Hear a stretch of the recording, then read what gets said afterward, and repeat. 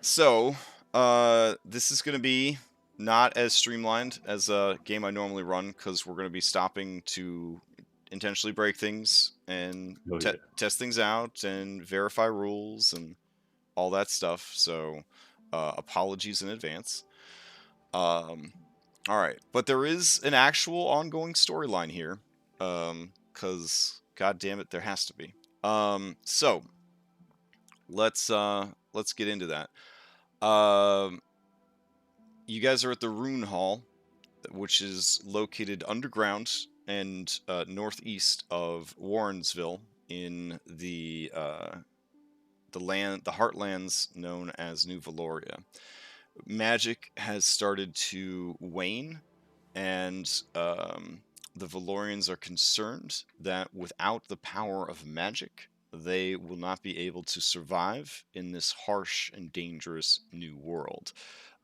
Truly, it is their magical prowess that has allowed them to survive for as long as they can or have. So the priests and diviners, they all got together and they did their auguries and they did their divination spells. They called out to the deities of the Valorians. They tried to figure out what was going on. How could they resolve these issues? And over and over again, they were told the answer lies to the east. Because it had to be the east because I'm running the west marches. I got to do everything Mhm. backwards. And they haven't traveled very far east. The farthest they've gone is a place called Helig Bastion, an Aldfair ruin that has since been destroyed by Bahamut, the Platinum Dragon. He flew down from outer space and he blew it up with his space laser. Um, yeah, so that's the furthest east they've gone, is a place called Helig Bastion. This is far past that. Um, they wanted to get people there quickly and somehow avoid the long and onerous journey that kind of going through the forest and the mountains would have entailed. So they dusted off this old teleportation circle. Now, teleportation magic, already an unsafe and unstable thing, especially in the Cursed Valley, where the remnants of wild magic are permeated in the very soil of the land. Nobody has tried to use this teleportation circle, but they did the classic asking questions, yes or no. Does this portal go east? They got a big old yes. So basically, they were looking for volunteers, high paid volunteers, if you survive. And if you die, the people in your will receive your money. So, for whatever reason, your characters have signed up for essentially Suicide Squad astronaut duty. Now, the first team that was sent through already, and it has been over 24 hours with no word from them whatsoever. So they can only assume that the first team is dead. Uh, and now you guys have been tapped to head through and find out what happened. So whoever is the team leader, they do provide you with a sending stone. Sending stones not very useful in this setting because a long rest is once a week and in a sanctuary. So you literally get to make one phone call with this. So the reason they assume that the other team is dead is they haven't heard like everything's cool here on the other end. So they give the team leader or whoever is the most responsible, or pretends to be most responsible, the sending stone, and that can be sent back to communicate with High Conjurer Thaddeus of the Mages Guild to let them know key information. Uh, they suspect, based on the fact that the party has not returned yet, that the portal may be only one way. But they're not 100% sure because they haven't received any news from the first party. So you guys are being sent through to sort of find out what happened to the first party and also just explore the other side of this portal. Find out what waits for everyone on the other side. So That's the situation. Better prepare you for this and any dangers that you might encounter, you have each been given a Flask of Healing. So this basic bitch Flask of Healing is going to start with a D10 of uses. So wherever you're recording such things, you have a D10 Flask of Healing. A flask meaning, of course, it contains an undisclosed amount of healing potion. Every time you drink from it, you'll roll a D10. If you get a 1 or a 2, it drops down to a D8, and so on and so forth. This seems overly generous on my part, but keep in mind that drinking a potion once gives you the potion status, and then drinking it again before you take a long rest will result in potential consequences. Also keep in mind that drinking a potion is a bonus action in this system. Administering it is a regular action. Can you drink a potion twice in one turn? Yes, you can do it as an action and as a bonus action. So if you really need to hit that flask hard, you certainly can. My recommendation is that you add a potion bandolier, which I haven't made an item for yet. Post-it note time. And set your potion bandolier as one of your 3 quick slot items. Otherwise, drinking a potion is not a bonus action. Yeah. So basically, right off the bat, your potion bandolier is eating up one of your 3 slots. What I like about the quick slot system is since shit's getting nerfed as far as like carrying capacity and stuff in the system, because as written, a bag of holding completely removes any need for carrying capacity concerns whatsoever. I like the idea that we can add items in a la 4th edition that increase your quick slots. So like a belt of readiness might give you like 4 additional quick slots or something ridiculous like that. So yeah, stuff like that's going to be really cool. All right. Any questions before you guys go through this portal? With your fox and 2 donkeys and miniature kobold. How much is the flask heal? Why is this fox so tiny and in the corner? That's kind of weird. I think it's small. I guess. Oh, potions in this do X D Y. Y is equal to your hit dice. So a basic witch healing potion actually does 2d y plus 2. So whatever your hit dice is, it'll be 2 of them. So potions are really nice in this setting. Oh, wow. Yeah. 2d12. Wow. That represents, you can only drink a potion once a week. Yeah, there we go. You can drink it more, don't worry. Okay. A little bit of Drink a exhaustion potion never once a hurt week. anyone. Yeah. Okay. I'm just gonna test this then. Okay, so let's just so I can check that. Okay, so we're just checking. I got notches tracked. We got the variant encumbrance going on. So I guess if you go to the inventory, the bottom bar thing, if we're in the middle area, that's lightly encumbered, right? We're going to inventory bottom bar. Yeah.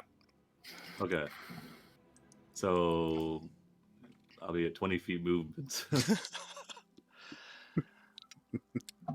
Yeah, as Josh pointed out, yeah, that's actually the reason back in the day, like in Hackmaster, and I'm glad this didn't happen in Paradise Fell, but in Hackmaster there was a creature called the pack ape. They were domesticated apes whose job was to carry your stuff, because apes are very strong and pretty smart compared to a donkey, and they can go up and down stairs and climb and stuff. So they were actually the ideal creature, like pack animal would be a pack ape. The ideal pack animal. Yeah, but yeah, having having a torchbearer is never a bad idea. Essentially, like a big strong dude that holds your torch and carries your equipment. That is a real job in New Valoria. So, That's what we Yeah. hired Maynard Trainer on for. He's the best in the business. Maynard's great. He'll definitely be carrying a torch. Okay. They Do got you And everybody's spirits. want me to? Do you want to hire a hireling for this adventure? The Mages Guild will provide you with. Oh yeah. Give me the strongest house ape you've got. Okay. Hold on a sec while I go grab one. Let's We're see. gonna use a non-woke ape.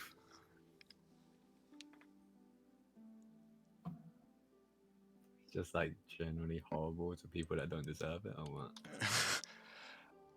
Valorians are, I mean, you know, they're kind of based on colonial Americans. So they're pretty horrible. Yeah.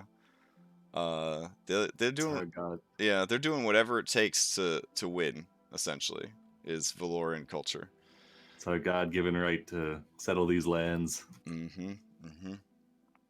All right. I would say in the last 20 years they have gotten a bit weird about using non-woke apes as pack animals. So you will have to take an actual woke ape. Okay. So let me go and grab that real quick. What are woke ape naming conventions? Well, they either that when you translate their very cool sounding names into Valorian, it's always kind of silly stuff like bubbles, you know, sugar, you know, like basically like mundane items that they think are neat.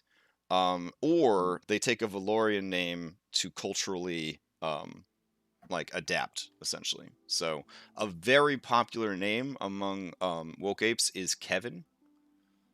It's actually one of their favorite names. All right.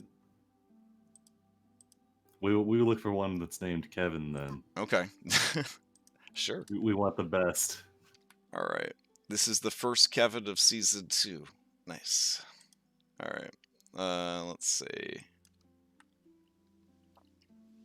Kevin, the woke ape. All right. Let's see his prototype token. Kevin.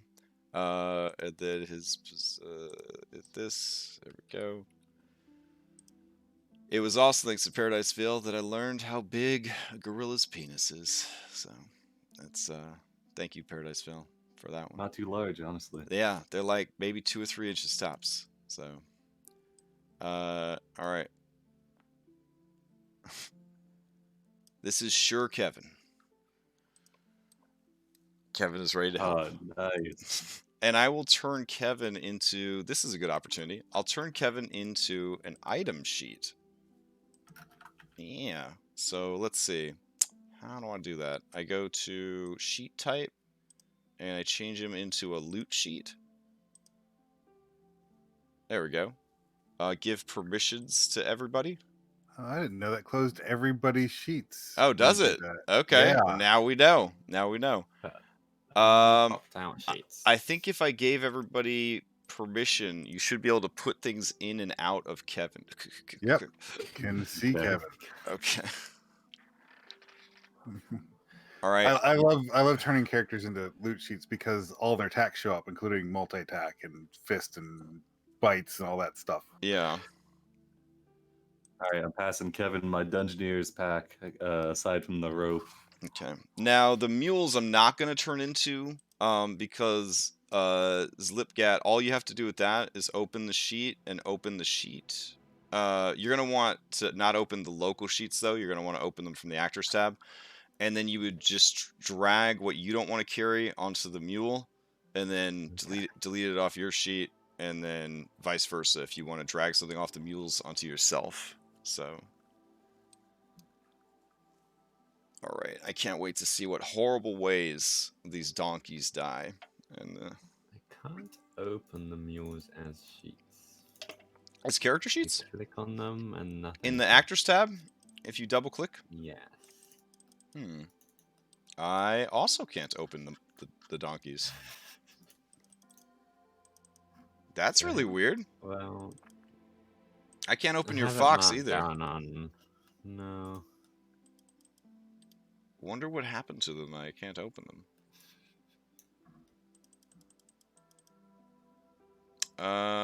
Let's see. You are the owner of them. I don't know how that would change anything.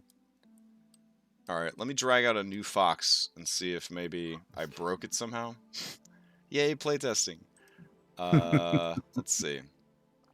Yeah, I was about to suggest that we continue without that, then I realized that this is what we're here for.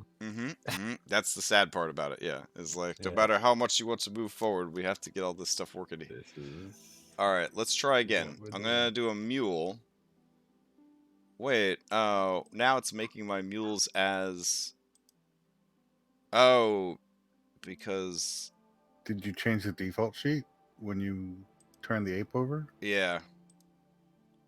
Did that turn... That might have broken everybody, right? Oh, there we go. Yeah. Yep. So now you should be able to open the fox and all those other guys. Okay. So now I know. I don't set it to default. Okay. Alright. There we go. Good old Kevin the Woke Ape. Oh, but Kevin's token in the world right now is a store? No, it looks like he's turned back to normal. That's weird. Yeah, he changed back. How do I get... So you just changed Kevin the Woke Ape's personal sheet. So if you go to the sheet, there's two. There's the token itself, and then the default sheet for all tokens of this type. Below. I don't know why it's set. You can access it from any token anywhere. Yeah, thank you. Yeah. Okay, okay. Oh, and you can actually turn a character into a PDF. Oh, yeah, because you can have fillable PDF-driven character sheets now, even for NPCs. Okay, that's hype. Okay, so Kevin, we're going to change to loot. There we go. My bad. All right. Okay. And then the fox should still be a fox. Perfect. All right. Excellent. Thank you. Okay. So now, with Kevin the Pack Ape, don't eat and maybe eat, and the fox, are you guys ready to go into the brave new world that lies for you on the side of the portal? Oh, yeah. Okay. Sure. Salmon would be, while waiting for the portal to get set up, would be showing pictures of all his children to Kevin the Woke Ape. Kevin appreciates and knows that it is considered a big deal for Valorians to have many children. So he nods appreciatively of your children. Yep. It's Carp, Trout Jr. He points to the one. He says, "This one look very strong, very strong." Yep, raising like his father. Kevin has no children. Why not, Kevin? You gotta find a nice girl and settle down, don't you know? Kevin building up nest egg. Yeah, it's good to have a strong foundation before you build a family. You'll get there, Kevin. Mages Guild paying Kevin many coins. That's good. Properly compensated. Someday Kevin have 7 sons named Kevin. Mighty aspirations. All right. Kevin offers to carry any loot. He is sworn to carry your burdens. So, if you got any loots for him, let me know. Otherwise, move yourselves to the portal. And it won't teleport you to a new map because I didn't set up intermap teleporting. It wasn't on my priority list. I'm just going to spawn you into the next dungeon. Yeah, Also, I hear that breaks. I hear that breaks a lot. The Does it? map to map teleporting. Yeah. I haven't tested it myself. Yeah. All right. Sorry, Maynard. The donkeys are coming, but you don't fit on the portal. Maynard will walk forward and lift one of the donkeys up. Oh, nice, nice. All Just right. better be maybe eat because you're not doing that to don't eat. I don't see Maynard's health or name. Oh, all right. I'll have to fix that before I spawn you guys in. All right. Oh, I've got it on mouse over. Sorry. No worries. I can fix it. I need to publish like let's see, display name always and health Always. And then vision. Oh, giving yourself some dark vision. Ooh. Did I? Yeah, it defaults it to 30 for some reason for Oh, everybody. okay. Uh, Sorry. no worries. And then we'll enable dancing lights all the time, even if you don't have a light source. Sweet. That makes the torch macro that much more sexy. If you want to grab a torch macro, Oh yeah, that's a good idea. you go to the compendium and you go to macros, and there should be one called shared macros or multiverse, and then you could drag that little thing down to your bar, and you will get the ability to change your light source. Just a little lantern. Change token vision macro. Mhm. Okay. Yeah, it's really nice. And then what else? What else? There should be one called PV Compendiums, and it's got a GG tables. Maybe? Well, maybe I didn't set that up. No, I guess I didn't set that one up yet. Okay. There's going to be one that has all of the stuff like determining your injuries and consequences and all that. But for now, I could just roll those for everybody. But all right. Good. Or you know what? I could probably just make them available now. Let's see. All right. So create a compendium, and we'll call this compendium macros. Oh wait, derp. I just put them in the shared macros folder. I'm so dumb. Okay, so yeah, let me drag these over. So here's consequences, boons, success at a cost, lingering wounds, burnout consequences, dropping the torch, dropping the soap. No, yeah. So that's all I got for you right now. But this is, this is a very table heavy system. So, Should we have these roll tables on our bar? Or... if you want, you don't have to. You get Put five. You get on- 5 freaking bars. So I can't Yeah, imagine I'll any put 'em player is on. going to come up with 50 things that they need. But maybe. All right. I'm gonna have 50 battle cries. Very nice. All right. Oh wait, I can make a table for that. Damn. Let's drag all these sweet boys Make a over. battle cry for each day of the week.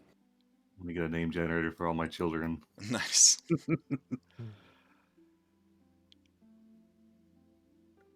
Yeah, there was like there was an event where called "Who is the Father" in season 1, because all the Valorians were being encouraged to procreate, but nobody was getting married, and so some of the stuffy old timers from old Valoria were like, "How can we track lineage?" So the druids figured out that bears have the best sense of smell of any land mammal, and bears were brought in to smell fetuses through and then Wow, figure out that who. sounds like just an epically bad idea all around. And then we were coming from such a high technology society. Yeah, so nurse bears are a thing. Any good doctor in New Valoria has a nurse bear that works with them. Yeah, it's, I don't know. It did what it needed to do, I guess. All right. I want to know, like, awaken the bears. And the bear's chosen class is always some kind of healer or doctor. Yeah. Yes, cleric bears. We're bears and from White Wolf. They were massive healers. There we go. There is actually a race of bear folk. They live to the northwest of the Curse Valley, so they did not manage to recruit them though. Darn. All right, who's this other person bringing out? Salmon. There we go. And then Red. What's your character? Clayton. Oh, okay. Man, he's You spooky gotta be on your looking. best behavior, right, Clayton? Of course, Captain. Oh man, it's creepy. Okay, Yeah, Clayton's in shades. so Manacled. let me pause. Oh, did I kill it? No. Yeah, that should have stopped that music, and I'll just turn on some good old groovy music. Okay.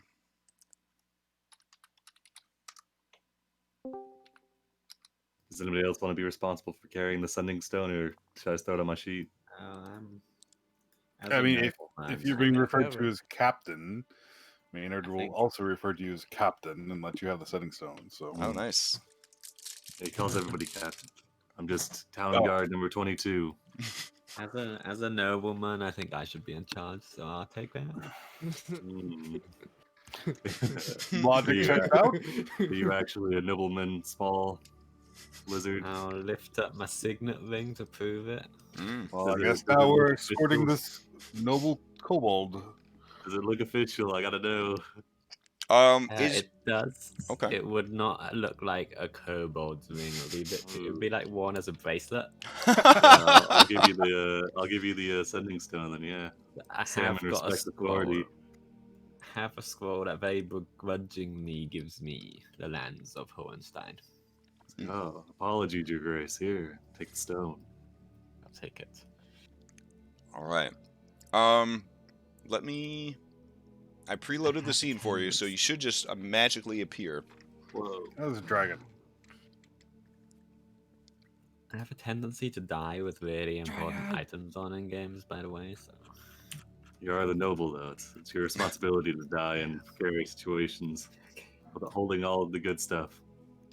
Oh, let me drag this light effect back in here. There we go. All right, so you guys arrive, and as you do, you know instinctively that you are in a bad place. Anybody that has done any sort of traveling, when you take that wrong turn off the highway looking for gas, and you wind up in a town that shouldn't exist anymore, and everything is like sort of derelict, but there's one light on in the gas station, and you don't go to get gas, you get back on the highway. That's the sort of feeling you get when you go through this portal. Your heart begins to sink as the light from the portal begins to fade, and then Maynard quickly vanish. rummages around and pulls out his torch Okay, and lights it. fair enough. Oh, it's so cool.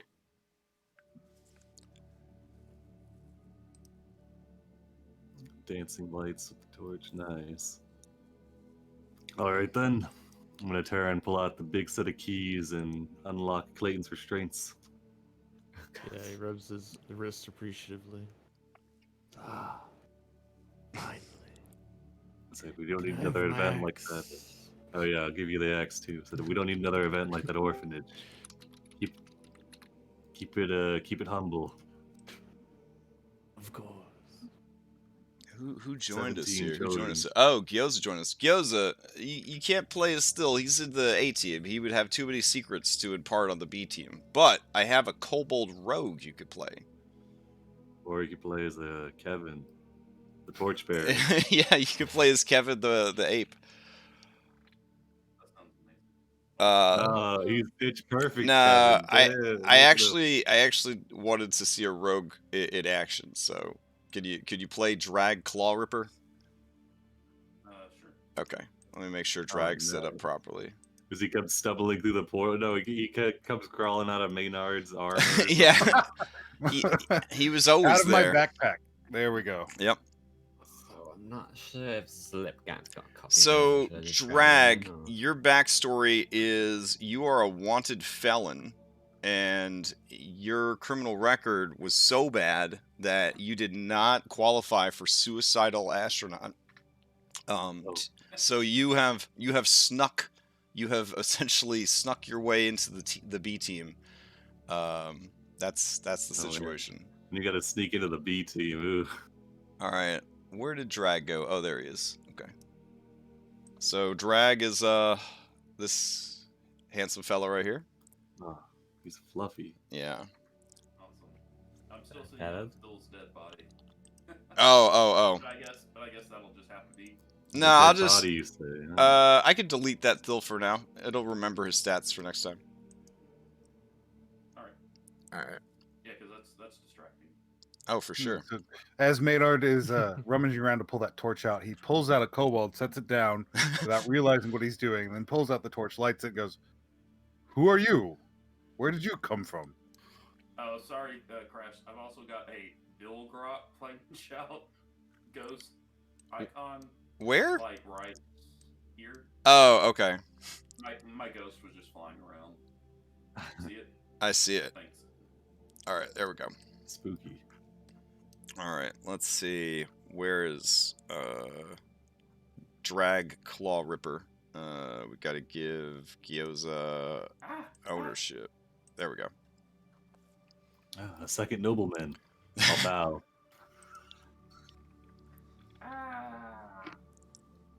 I didn't know we were having two nobles on this journey. Drag slowly, unsurely bows back. Not sure what's going on. Your confidence is inspiring.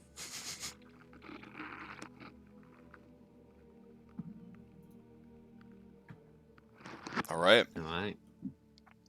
So the doors to this room already stand open before you, revealing a staircase that leads up to a landing, and that leads up to another staircase.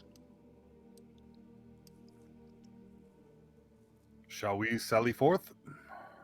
So, I have a wordless understanding with the fox, by the way, as my class feature. Oh, right. So the fox knows that it's gonna stay here with the two donkeys, and if anything comes to eat them, then its course of action is to present, maybe eat to the threat, and run away with don't eat. Okay, I would rule that a fox is clever enough to do such a dastardly thing. So, Yeah. if Choosing who lives not with for you. the horrible sounds they make and their horrible stink, I would have 20 foxes as pets. Foxes are great. So, other than those damning things that I just mentioned. All right. I also Alright. just love how Maynard's miniature is bigger than everybody else's miniature. But he's a Jeremy Crawford medium in all ways. Look at that thing. He's just an absolute unit. He is, huh? Yeah, I like how we have two different flavors and sizes of kobold. That is the first thing that they started to do in season 1 when they get to an area, was try to figure out if there was a regional kobold to subjugate. It became like a Pokemon thing of like capturing kobolds. As the colonials tend to do. Yep. Right Okay. then, Kevin. Strike up a torch. Kevin nods and rummages around in his 16 backpacks. He's pitch perfect, Kevin, at the Pitch moment. perfect, Kevin. There we go. Sing us a ditty.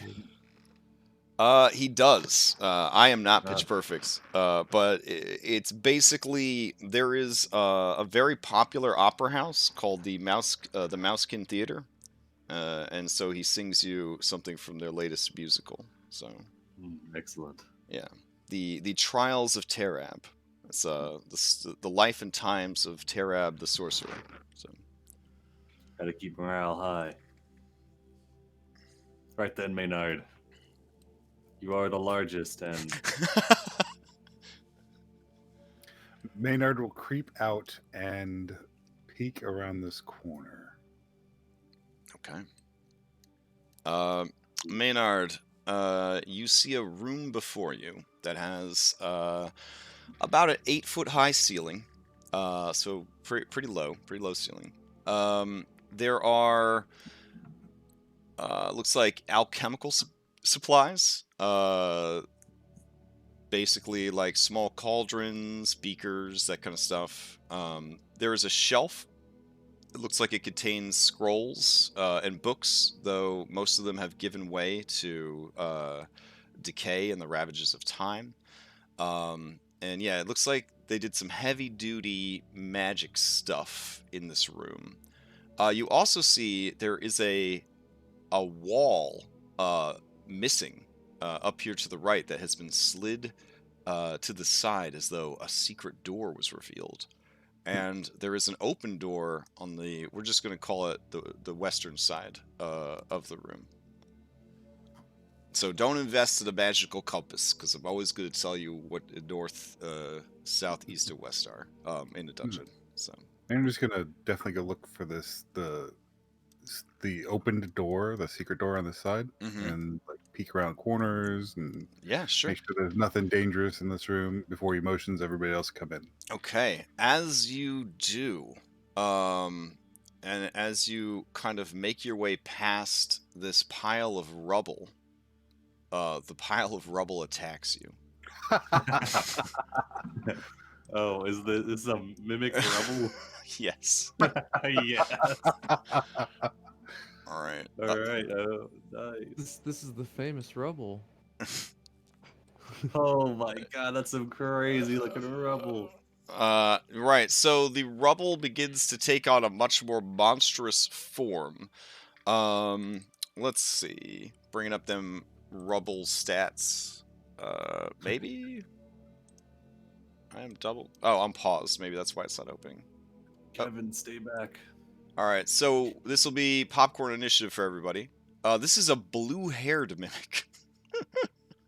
Oh wow! It pops out. It's got like a luxurious mane. Sure. I'm not seeing the mimic. Oh, you're not seeing it at You're all? not?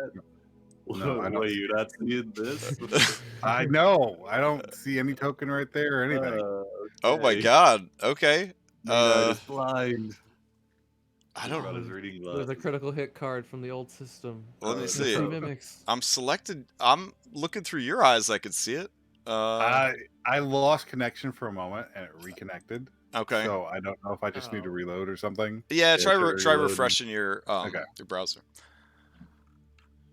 I just picture Maynard peering around this corner. He doesn't see the mimic at all. Completely missed the mimic. Yeah. Put his hand on it to lean over. Yeah, it started totally. moving. He pushed it back into place. Yeah. Can't hear us. He's got AirPods in. All right. It's working. Yeah. All right. So I'm gonna left click drag select everybody and add you all to initiative at once. Hallelujah. Amen. And then everybody can go ahead and roll themselves in. And if you are responsible for Kevin. yeah, you can roll for Oh, sorry. Kevin. Yeah. If you're Nice, responsible alright. for things, then roll them in. And the custom then dice are so cool. You guys better customize your dice. How do we do that? Oh, I see. All yeah, right, so go into dice the so combat- nice settings could do it. So combat tracker, and then I click the D20. Mm-hmm. Oh wow.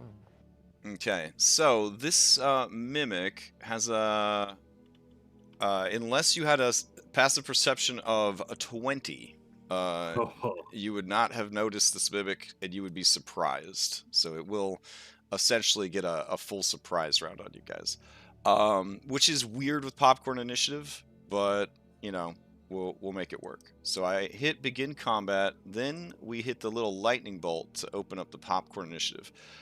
Unfortunately, popcorn initiative does not like pop out. It will work, but it won't change rounds while it's popped out, which is kind of shitty. To open up your own popcorn initiative, you're going to click on the little person for basic controls, and then lightning bolt. Hotkeys for that would be T and then the number 4. So, all right, let me put on some combat music. Let's see. I guess I'll put it on a different thing. Here we go. So we'll do 24/7. Pause. I like how we've got the two Valorians wearing similar helmets looking at each other, and then we've got the two kobolds looking away from each other. All while Maynard gets eaten by a mimic. We also have kobolds that are not the meat shields. Meat shields are the humans. All right, Oh, so yeah, the nobles. so as with popcorn initiative, Clayton starts things off. Clayton, your turn comes around, but you're just like, Oh. Am I disconnecting? No. oh, Did he cut out? nah, Okay. I pulled my own cord. No worries. So Clayton, popcorn initiative, you're the only initiative roll that matters is this initiative roll. So you get to start combat, and then we never worry about initiative rolls ever again. But unfortunately, you are surprised. You see these rocks Right. start forming into a creature of sorts and attacking Maynard. You are surprised. At the end of your surprise, who do you pass initiative to? I'll pass it to Salmon. All right, Salmon. Gobsmacked. Who do you pass initiative to? Maynard. Okay, Maynard, you're very surprised right now. But because they passed the thing to you, I guess the surprise status would be over. So it won't actually. Oh, this is actually kind of neat. It won't actually get advantage on the attack roll because Shout at him, yeah, because you Hey, got Maynard. yeah. Oh, No hey, rubble. look at that. Maynard recovers All right, just ever so slightly. all right. Who do you pass play to? I'm going to go ahead and pass it to Drag. That way he can, and just in case it decides not to eat Maynard. Okay. You are pretty big, so Mhm. that's a lot of work to eat you. Yeah. All right, that brings us to Drag. Who do you pass play to as you are surprised?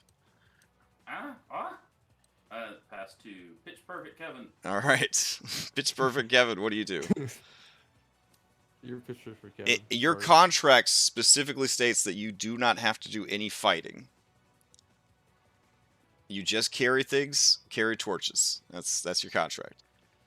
Oh, am I running Kevin, I guess? Sure, yeah, I guess so. Oh, all right. I mean, Kevin's got the torch. He's doing his job. He'll pass initiative to Zlipgat. All right, Zlipgat, you're up. You're surprised, Zlipgat so yeah, you would just is pass to the blue-haired wishing mimic. that- Okay. Yeah, he's just wishing he had activated Hunter's Focus and couldn't be surprised, but he is. He's very shocked. All right. Yeah, mimic. Unable to get the surprise that it wanted. Oh, you don't see Ziplat's name anymore? Oh, because he rotated it off to the side. Like a butt. Let's see. No, Drags are there. Oh, Drag's rotated off to the side. Alright, hold on. What? Drag's showing up underneath him. Yeah. That's not. It's Did- like it's just been unassigned. Oh, Yes, no, it's provision. because I didn't have it set up properly. Hmm. There we go. Alright, can you see their health though? Yes. Okay. Yes. All right. Yeah, I'm really struggling setting up prototype tokens with all the settings I want. I know that token mold can apply settings, but it's like either it applies the same settings to all PCs and NPCs or all NPCs. You can't have two separate sets of settings and be like apply all this shit to the PCs and apply all this shit to the NPCs. So that's been kind of obnoxious. Especially in a game where we're going to have so many PCs like to set up. So all right. The mimic is going to go. It is going to. Oh, you hear the bloop of a paragon action as its turn comes up. Ooh. Yeah. And I believe it's just going to try and hit you, Maynard, with its pseudopod. Okay. All right. So it is going to move over to here, do a little 5e shuffle. And as it's doing so, it lashes out with a stony pseudopod. Any time now. Inventory. I would like to interrupt because it moved while next to a wall. Oh, really? Okay. Yeah, go for it. It's going to do a wisdom saving throw. As I don't know if it was all of the rubble, but there's going to be more rubble now. Okay. As a Rockslide Trap happens. Oh, With the stunning modifier. Oh, shit. Okay. Yeah, that's 4 scrap I'm throwing on this boy. Wow. Wisdom all right. saving throw. Goodbye, scrap. Failed save, it's not thrown. All right, here we go. Right. Wisdom saving I throw don't as it goes trust to your move. monsters. Yeah, wisdom save. It fails. Okay, it's stunned until the end of its next turn, not this turn. Oh, damn. Okay. So as it goes to move, Zlipgat, you see that the wall, the part of what made its disguise so good is that the wall is pretty crumbly in that area. You activate a trap and cause the wall to collapse. Sling a shot at the wall with Yeah. a sling or something. This All is right. some Batman level shit. How'd you set this up? Whoa, I'm just not prepared.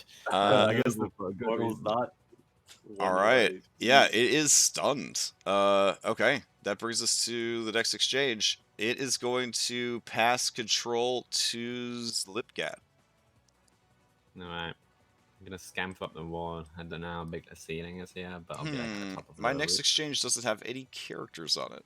That's kind of weird. Well, that's Me neither. interesting. All right, we'll just Oh, go yeah, to the next workshop. one. Yeah, there we go. All right, so it passes control have over to- to Zlipgat. There we Am go. I supposed to see this somewhere? Oh, there it is. I see. Okay. The little lightning bolt symbol. Okay. So I'll scamper up the wall. Like some, I don't know, near the ceiling on the wall because I have a climb speed. Okay. Ranger. And I'll sling at it because sling only needs one hand. All right. A sling is a very powerful weapon. Yeah, I'll use my. Oh god, what's it called? That Horizon Walker shit? Planar Warrior, that's it. Planar Warrior, if I hit it, then it'll get force damage. All right. Oh, those are some nice dice. 9 to hit. A 9 does not get through the creature's rubbery hide. Well, that's my turn. Okay. Um, Who do you pass so play to? Can I ask him to pass it to me? Oh, yeah. You guys Maynard- could totally be meta tactical about it. Your characters So- are shouting out to each other in battle, the whole deal. Just to let you know, Maynard's a brawler barbarian. I'm going to be grappling as many things as I possibly can. You are a bad lad. Yeah. All right. It's a mimic. Oh, we did make an adjustment to the brawler, a good adjustment. As a core feature, your unarmed attacks when you're not raging do a D4. Okay. Because we thought it was kind of lame that you went from like 1 damage to a D10. Because like I guess you only wrestle when you're angry? ? So, and then obviously they could be fixed by taking the Tavern Brawler feat, but you don't get that till 4th level. So we just decided it would be a core feature of the Brawler is you just A start. D4. Yeah, you start with a D4 unarmed strike. So. Okay. And then we Well, I might even word it that if you take Tavern Brawler, it'll increase it to like a D6. You know, that might be kind of cool.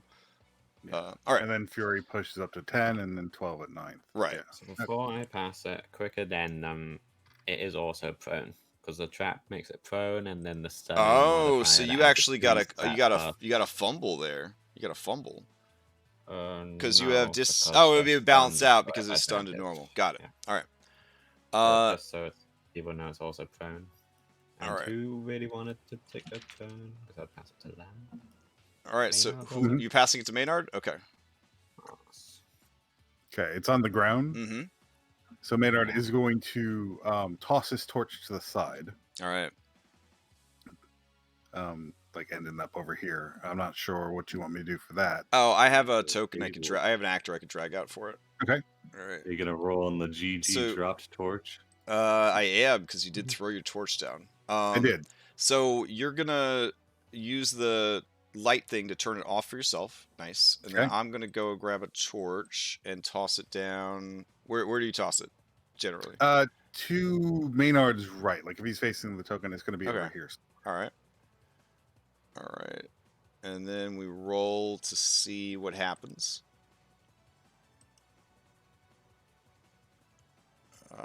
Did it? Oh, I'm still rolling everything to myself. Sorry. The torch remains. Yeah, the torch remains lit. You should be able to right click on. Yeah. All right. So you toss the torch down to free up your hands. Okay. And then Maynard's going to go all in and just like body slam into the thing, grabbing it. All right. Are you raging? Are you? Yeah. Let's go ahead and rage. Okay. Did that whisper to me? Yes. Oh, all right. Well, that doesn't really matter. You guys know what rage does. So I'm just going to make the grapple with athletics.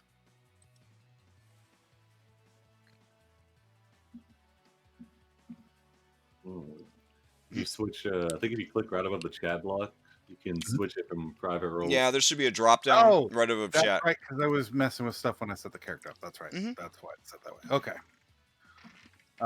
18 athletics grapple. Okay. This creature. Cut over, is it? This creature is overconfident. It never hits the gym because it's all about being sneaky. But it will try its best to fight off this grapple. It does not. You grab a hold of the creature. Automatically fails strength checks anyway. Oh, right, because it's stunned. Got it. Yeah. So as this happens, let's see. You grab a hold of it, activating its adhesive property. Oh god. So you are grappled by it, and it is grappled by you. Excellent. If you Just where I want it. successfully. All right. Anything else from Maynard? No. Pass it here, Maynard. Maynard's going to pass it to Simon. Okay. All right. Salmon moves in, Oh, drawing his yep, great all right. sword. Go for it, Simon. All right. I don't know if we're playing with +2 flank, but we'll. We are definitely try playing with to- +2 flank. Okay. I will try to attack it then. I'll try and slash my greatsword through this pile of rubble, I guess. Okay. Only a 9. A 9 does. Or 11, I guess. Did you do that with advantage? Oh, it is stunned, right? Well, it's stunned and prone. All right, let me roll it again. I don't know why it's rolling it one at a time. Oh, the crit! All right, there we go. Let's see. So the crits are still experimental stage. Obviously, I made a side effects table because I thought that'd be kind of cool. It didn't actually feel very cool in Hero Quest. Maybe it'll feel cooler here. We didn't actually have any critical hits Friday night, which is kind of wild considering how many critical hits happened yesterday in Schultz. Jesus Christ. Yeah, that's great. Yeah. So let me check something real quick. Let's see. Sam spent a lot of time chopping up rubble when he was helping build walls for the cities. Okay. It actually might be easier for me to just go off of the Google Sheet in another window because I haven't built a roller for this yet because I'm not 100% convinced I like them. I am sort of eyeballing just doing max damage on your base dice and then rolling the extra dice so that all criticals deal a beefy ass amount of damage, but then you move on with your life. But I felt like in this setting that the critical effects could be really cool because they cause all sorts of like obnoxious things that you could mitigate with skills, which yesterday's Odogo fight was like a really good example of that, where we had to mitigate like the bleeding that we were taking from the Odogo. All right, so this is a slashy attack. So in addition to doing the double damage that you normally do with the critical, go ahead and roll 2d4 for me. All right. 3. A 3. All right, no additional effect. All right. Oh, okay. And then as I slash into it, I'm gonna like yell at it and try to draw its attention, and I will put my defender's mark on it. Oh, so while nice. it's within 5 feet, it has disadvantage on attack rolls that don't target me. All right. Oh, So let's see. Creature takes how much damage did you do? 21. 21 damage. Oh my gosh. All right. It is going to. I guess if you're stunned, you can't use reactions either, so it's not going to be able to use a reaction. Yep. So it'll just take the damage. All right. All right. Who wants the initiative? It's going to steal the initiative, right. and then be stunned, and then at the end of its turn, not be stunned anymore. All right. So I guess it gets to choose who to pass to. Yeah, it's gonna pass to Pitch Perfect Kevin. Pitch Perfect Kevin. He's belting out the best battle music you've ever heard. He's Oh, beatboxing nice. and going at it. He kind of, I guess he'll move up and just kind of hold the torch steady. Okay. Make sure everybody has sight, All right. and then it'll be his turn. He'll pass to Clayton, I guess. All right. Non-combatant NPCs will always default dodge if they don't have anything else to do. Oh yeah, he'll take Yep. a dodge then. Because those fireballs could take out a torchbearer real quick. All right. Oh no. All right. Who does he pass play to? Clayton? All right. Oh yeah. All right, Clayton will step up. He'll heft his massive, scary-looking great axe above the mimics, and then he'll look to Salmon as if asking with his eyes, "The second kill." Yes. We can Destroy kill these this- rocks. Okay.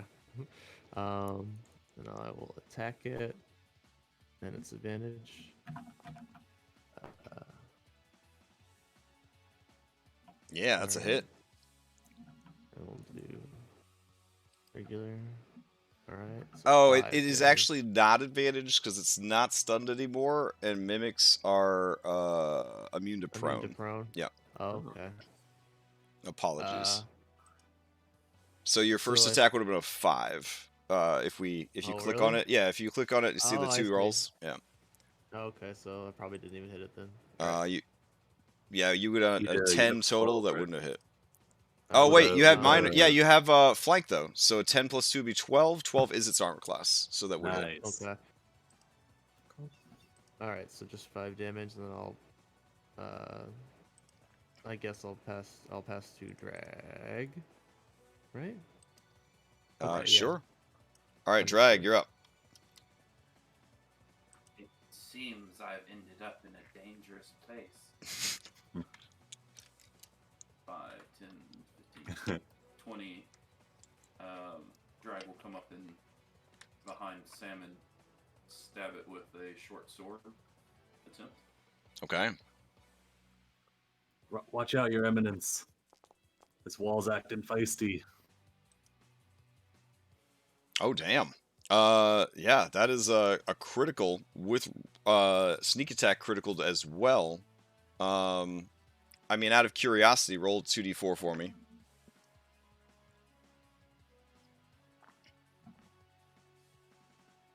Uh, 5 with piercy damage.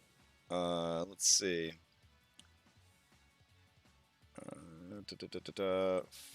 5 piercy damage. All right. You could either cause a distraction 1, so its attacks are penalized by 1, etc., etc., or do 5 extra damage. Drag seems like an extra damage type of guy. All right, fair enough. So give me that double sneak attack, which would be what?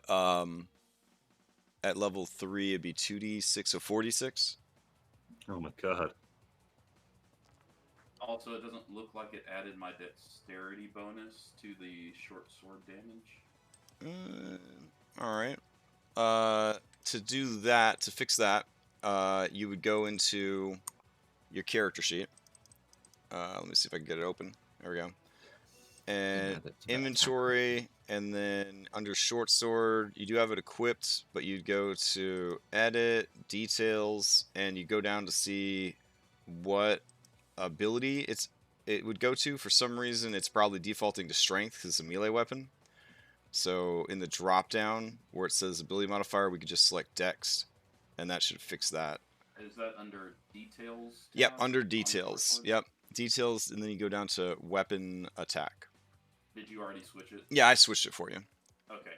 I was like, oh, it's a no. It's already on dexterity. Nope. Okay. All right, and you can make another attack with it real quick, and we'll test to make sure it changed it.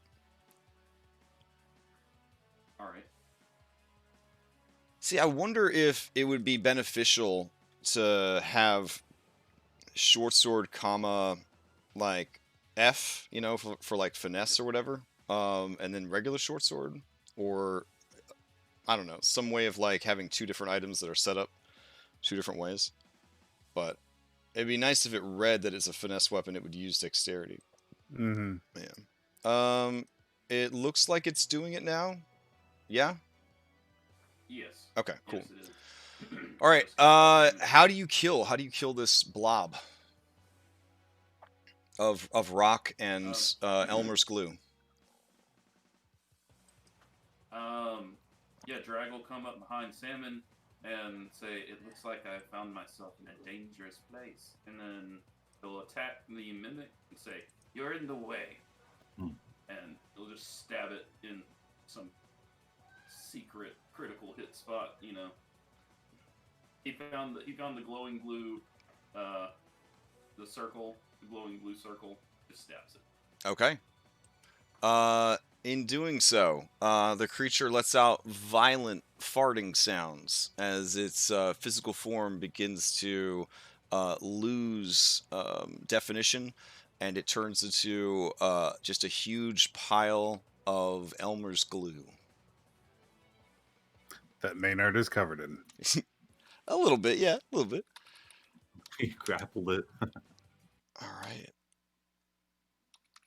Drag starts bleeding. Well done, well done. Yeah, this definitely affirms Sammy's faith Surgical, in the yeah. nobles. Surgical precision. As Drag puts back the acid vial he was about to pour on the mimic as a bonus action. Like, oh, all right. Maynard stops being very angry and wipes himself off. Walls here, they're quite angry.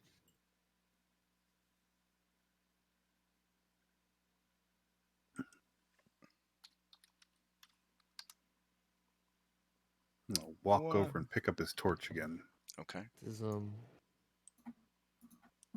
probably search the room. I See wonder if where all we the are. walls in this new Yeah.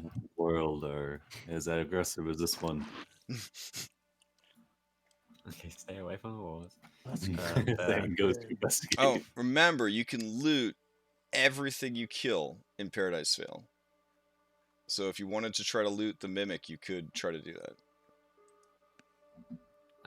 I don't know if anybody has harvesting tools or such things. I mean, I have a sickle and I Oh. have survival skill. So. Let me double check real quick. I probably need to get these better defined in the character creation section. We need to have a whole thing about tools. Yeah, and how tools apply, blah, blah, blah.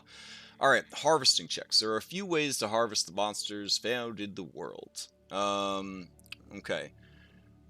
You could do an ability check to determine what is worth harvesting from a creature.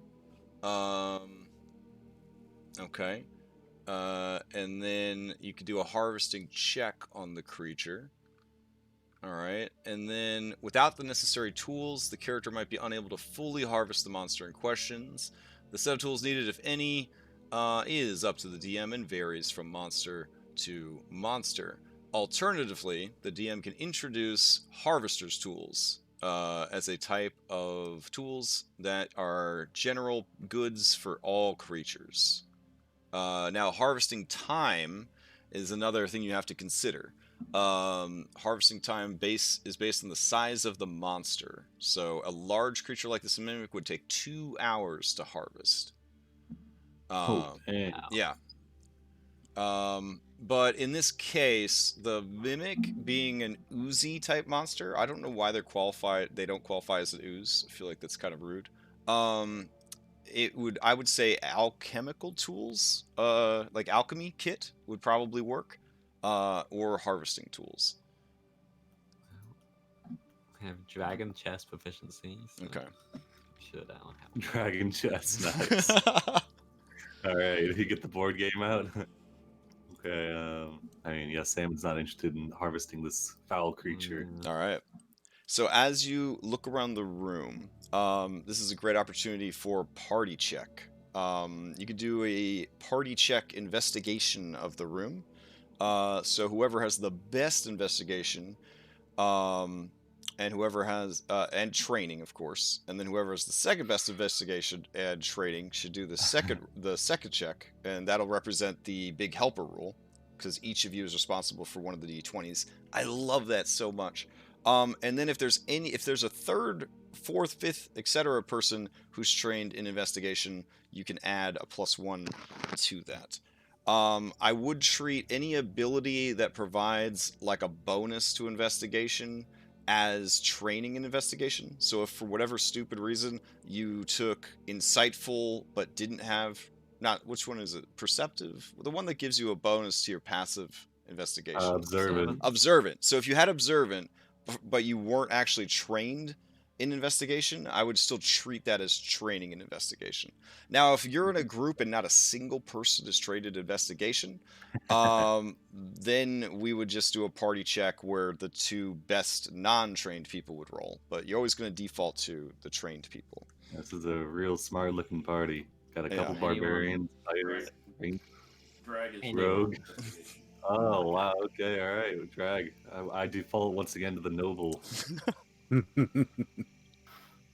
Investigation is not one of the skills that Maynard is trained in. Mm. Oh, well, that was supposed to be a blind roll, huh? Yeah. Any sort of Sorry about that. seeing things. That's okay. You are Roll it again. you are confident that everything that was worth finding in this room, Drag, has already been looted by someone else. Mm. It seems that Drag is an alchemist. Would he be interested in this body? Well, he owes a lot of money to Matron Kane. So much so that the Kane Harpies are after you. The esteemed Harpy bounty hunters that work for Matron Kane. Your gambling debts were just that high. So that is why you are risking your life here in the New World to get as far away from her and her Harpies as possible. That being said, you know, having a little bit of extra loots to sell doesn't hurt. It doesn't hurt. But you'd have to convince these tall folk to stick around for 2 hours. All right.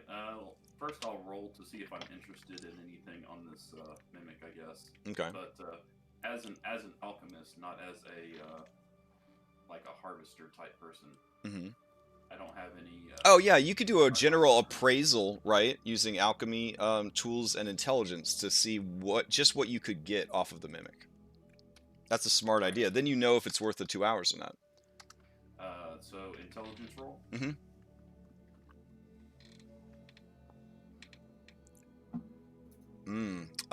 You are not you can't recall what useful bits can be harvested off of these creatures. All right. Did blind roll. Okay.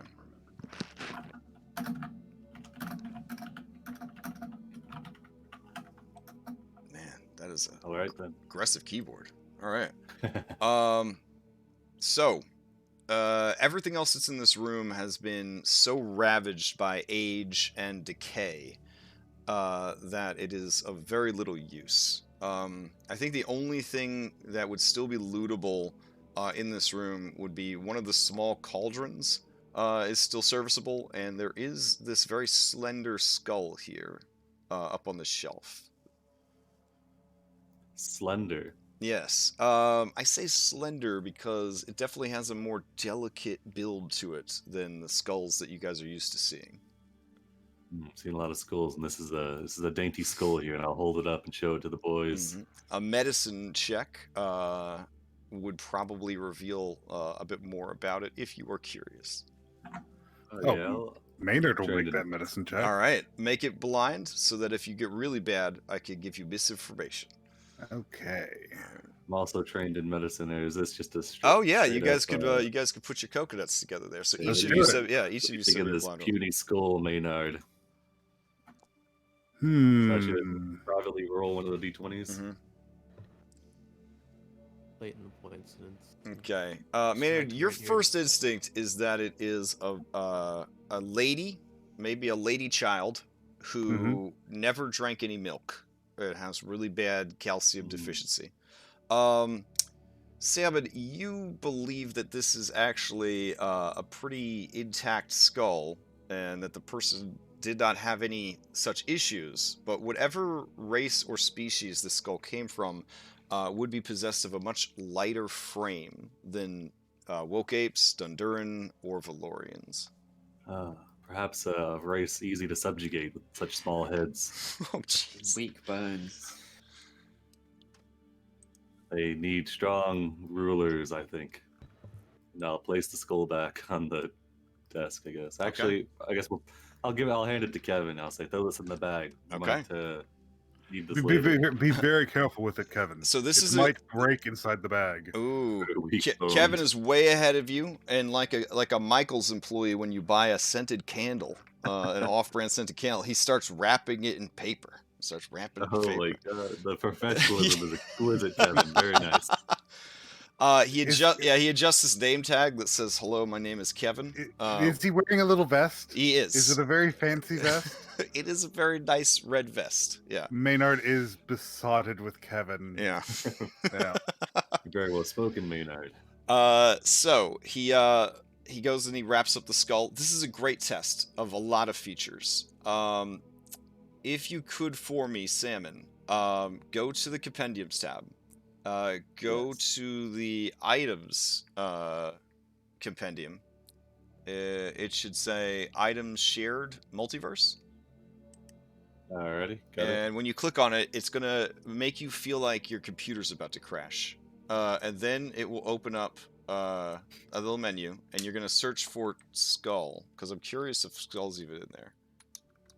Well, there's Amulet of the Black Skull, Cerberus Skull, Mind Flayer Skull, Worm Skull. Should I put like Slender Skull in as a... Oh as yeah, item? that'd be dope. So since we don't have one yet, gosh, I can't believe it. 10,000 different items. We don't have that.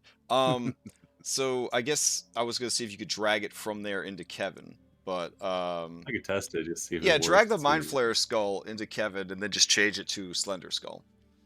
Alright, I did it with the Cerberus Skull, but I'll say it worked. So All right, I'll switch sweet. to Slender.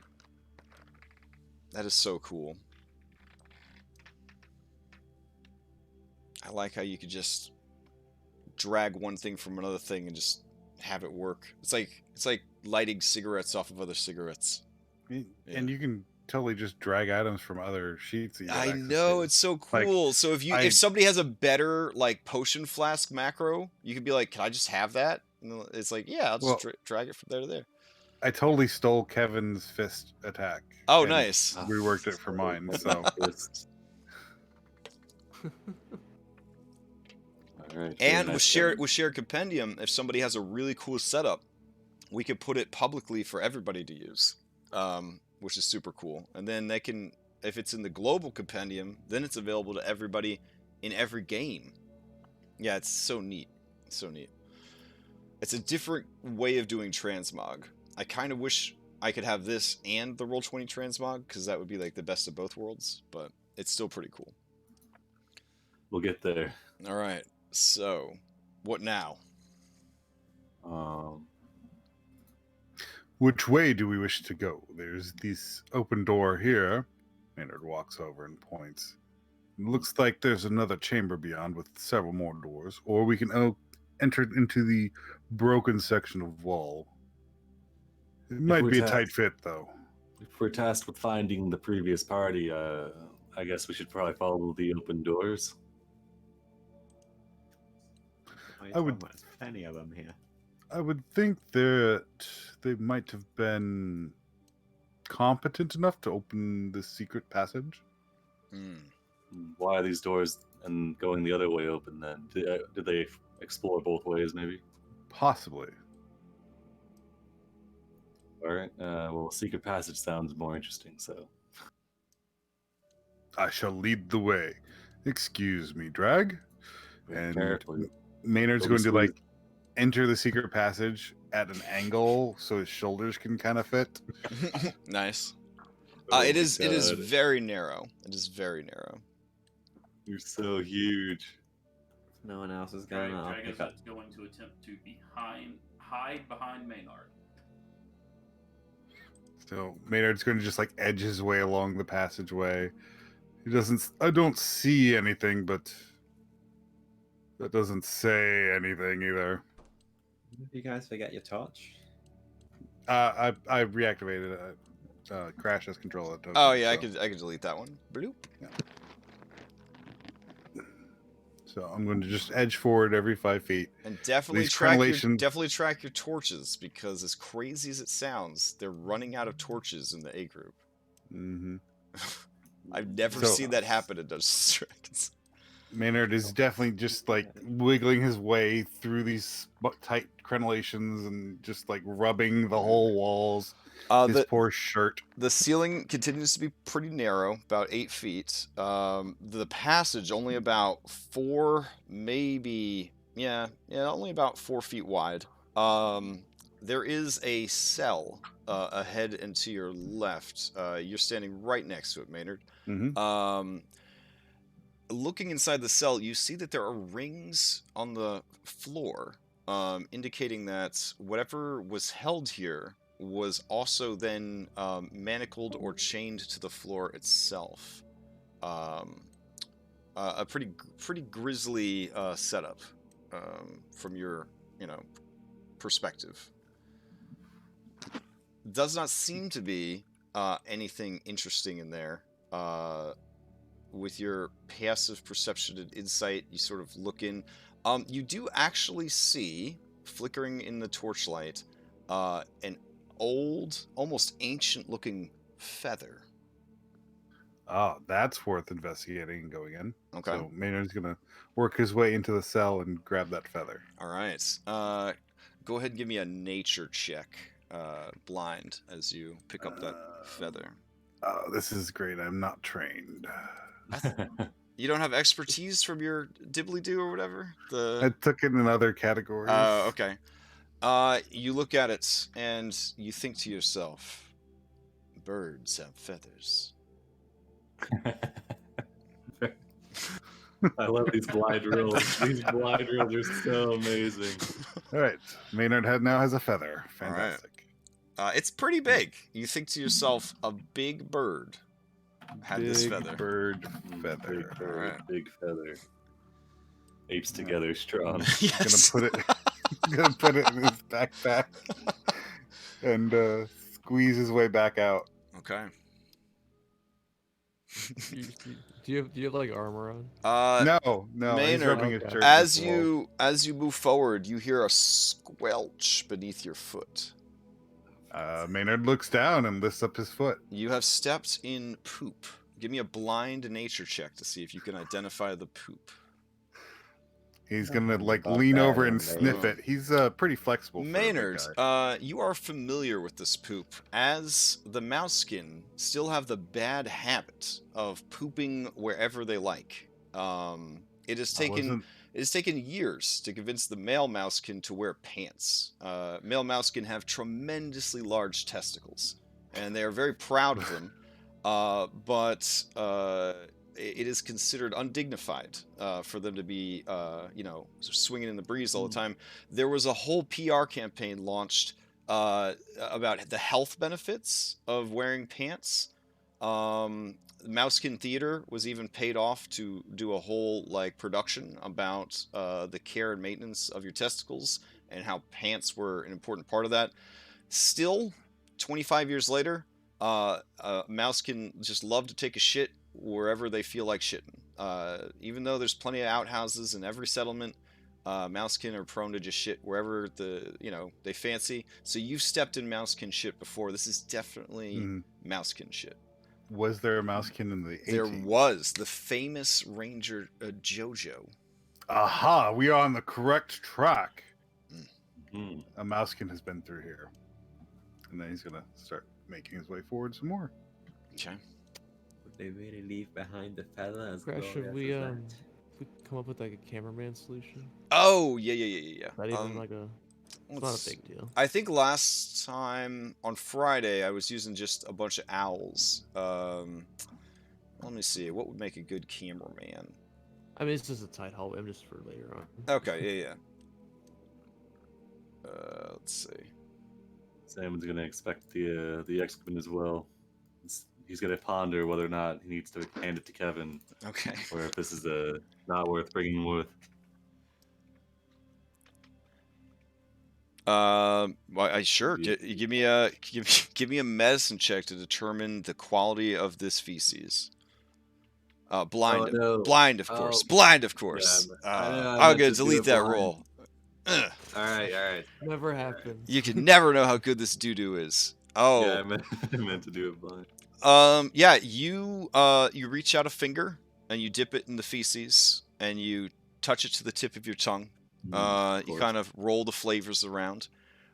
This mousekin had recently eaten cat. Ah, that's Yeah. interesting. Overall, you get the feeling that this mousekin does live a very keto-centric lifestyle, and is probably pretty fit and healthy.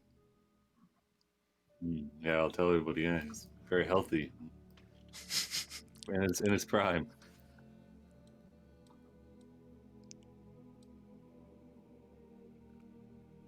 Got to keep Just- the Hey, movements Crash, regular. just so I know how to RP this. Does Drag actually know what's going on? So Drag is pretty smart. But Drag basically racked up way too many gambling debts with the Gamblers Guild, of which you used to be a member. But even the Gamblers Guild will make its own guild members eventually pay up, and you just don't have the money. And you don't want to end up in a stew pot, essentially. So Right. yeah, You hear about the 18. right. And so, thing. well, yeah, one of your jobs was spying on the Mages Guild, because the Gamblers Guild and the Mages Guild are stalwart and eternal rivals, frenemies, as it were. So you guys are always in the know on what's happening with the Mages Guild. So you heard there was a chance to get potentially to a whole nother continent or another world away from Skylar Kane. So that's what you decided to do. Because what she does to people who cross her is so horrific that it's better to go into an unknown, dangerous world than to stay behind. Mm-hmm. And Maynard, Yes. we're friends now, right? As long as that knife doesn't find my back, yes. Of course, that would not benefit me at all. You insinuating that this nobleman would hurt you? I am being cautious. He did come out of my backpack after we went through the portal. What else did he come out? So, You're back. Crash, Mhm. is there anything in this cell as we pass it? That cell has a similar setup. There are the remnants of ancient chains in there as well. Now, the interesting thing about the chains, as you look at them, they have sort of the texture of wood, which is interesting. That gives you pause, and you look at the bars of the cell, and they are also made of wood. Giving them a sharp, like, knock with your knuckles. It feels like iron. Interesting. And Maynard's going to move on. Now, the rings in the floor are, in fact, still made of steel.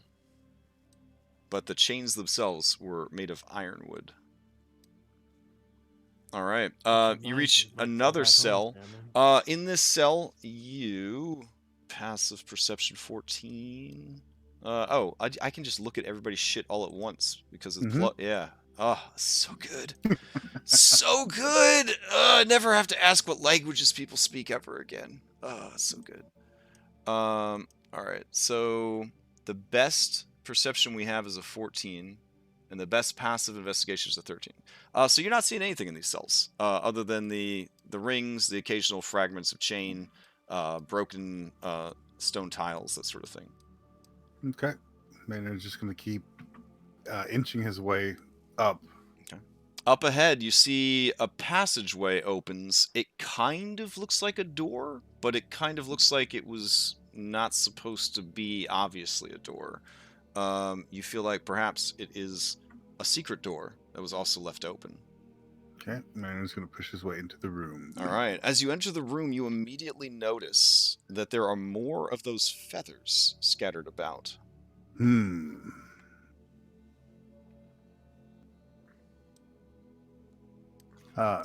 to some closed doors. Since now we're in this room, Maynard is going to look at his nicely ruined shoulders of his shirt. Give a nice big shrug and just rip them free. Giving a little flex. Nice. Oh boy. Oh, this handsome man. There he is.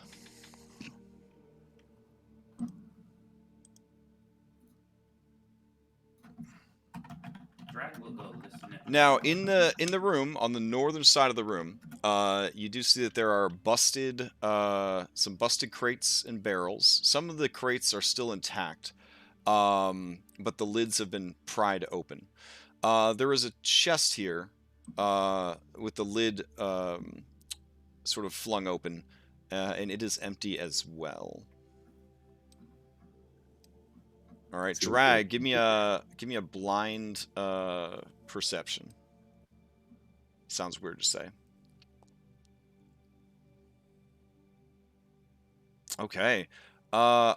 As you listen at the door, you hear bird sounds.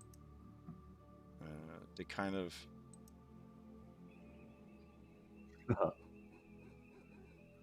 There's your turkey, Maynard. Well, we're gonna be eating good tonight, boys. Maynard, my new friend. There's weird sounds coming from the other side of the door. What kind of weird sounds, little one? Does Drag know what? Drag, What give me a animal blind nature check. Oh, wait. I'm supposed to be switching over animal knowledge to animal handling. So, give me an animal handling check. Animal handling. Yeah. Okay. You have no idea. Maybe a turkey? That sounds like a bird. Yeah, somebody said the word turkey. You kind of latch onto that. Yeah. I think it's a turkey. Hmm. But I'm smart enough to know that that's weird. Well, we should go and investigate then. How big are the feathers in this room? Oh, they're big. Yeah, they're pretty big. Yeah, this turkey could feed a lot of people. Okay. What are we sitting around here for? And I'll activate my hunter's focus. Oh wait, don't open the Hello, door. Anthony. Don't open the door yet. I I'm want to try. I I'm want to try. pausing. Yeah, I want to Yeah. try something because there's blocking terrain, so I want to use the actual terrain wall and see how that does it.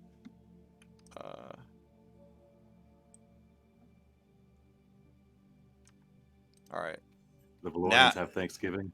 Yeah. Now, actually, wow. It's funny that you say that. There is a creature called the Gobbler, who tried to kill. It was like a draconic, like wyvern type creature.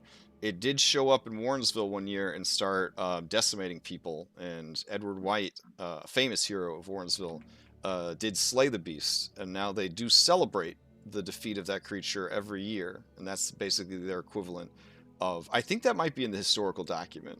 The Gobbler. I don't know. I could find the post for you later. But We need to partake in the festivities. we used to have quest based, or not quest based, text based events on the Reddit. So that might be something we do in season 2 as well. Is we'll have text-based events. So if you are too busy to play in active sessions, you could participate in the text-based adventure channel, which also earns you items and XP. Because we had a whole Reddit, we'd have like a Reddit thread for that month's event or whatever, and then you could play that adventure through the Reddit thread, which nowadays we just use Discord. So, all right. If you want to open the door, Maynard, you certainly can. Yeah. I'll have my hunter's focus Ah, active. can't do it while the game is paused. Oh, right.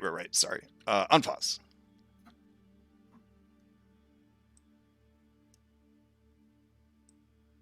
Do you see the turkey? Don't Do let it not get away. see the turkey. Oh, now I see the turkey. Oh, okay.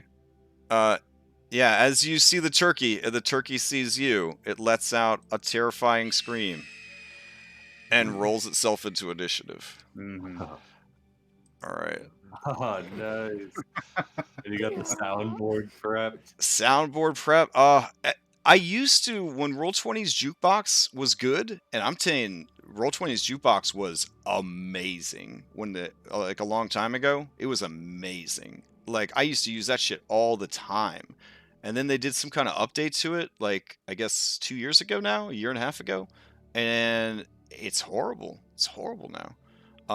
Anyways, I'll add everybody to initiative. There we go. And let's see if we got some combat music. Let's see. Yeah, we'll play this one. Like Kevin's on his A game here. Yeah, assume a 10-minute timer on this Hunter's Focus special. Yeah. So, yes, after 10-minute game time, then it will no longer be active. All right. Sorry if it's a little loud. Sorry. As I blow out everybody's eardrums. Yeah. Getting real laggy all of a sudden. The game got laggy? Yeah. I think it's okay now.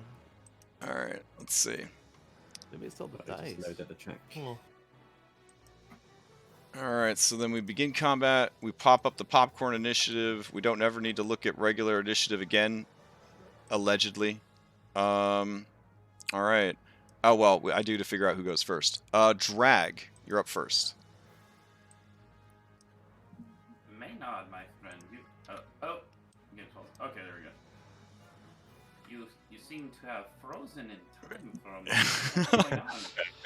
Do you see the turkey? Yes. And Maynard's reaching for his shirt very, very slowly because it's not his turn. Oh, I see. Okay. Alright, move through the hood door. Ah! Giant turkey! Giant turkey! Let's see, it's 5, 10, 15. Before running back, I'll use. Can I throw?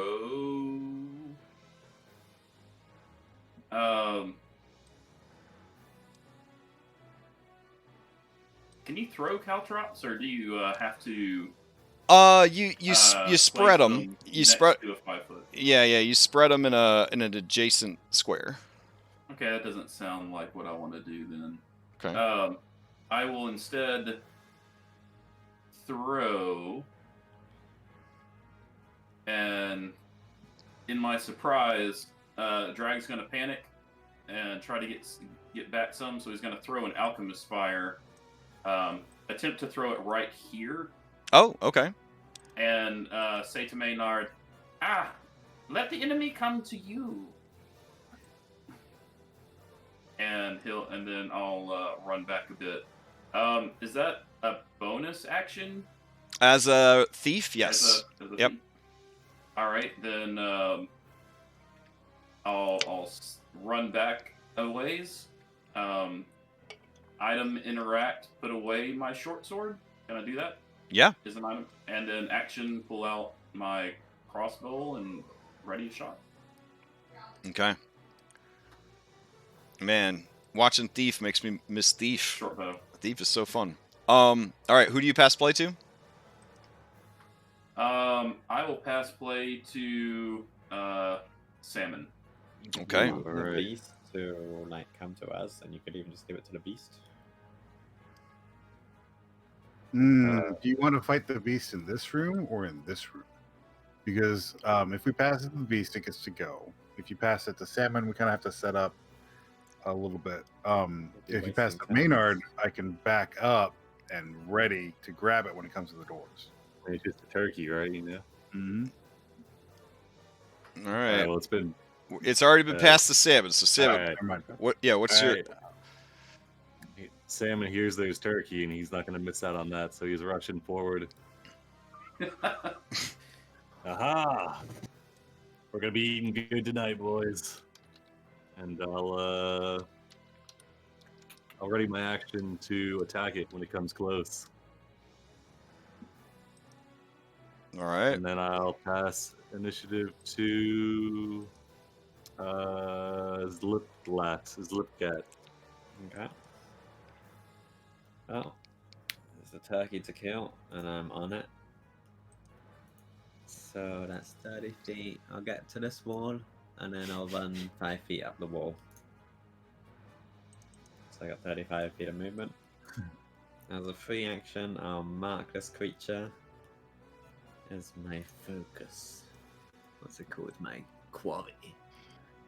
And then bonus action, I will play no warrior on the creature. Let's see. I think I have a hunter's mark. There we go. All right. And is that this turn? Once per turn when you hit it. Oh, are you a Horizon Walker? Yeah. Awesome. Yes. Awesome. That's what Orf is. But play no warrior has to be this turn. That's unfortunate. I'll shoot. Fuck it. Okay. Okay. So Oh yeah, 22 definitely hits. yeah. So that's. But it's a D8. There it is.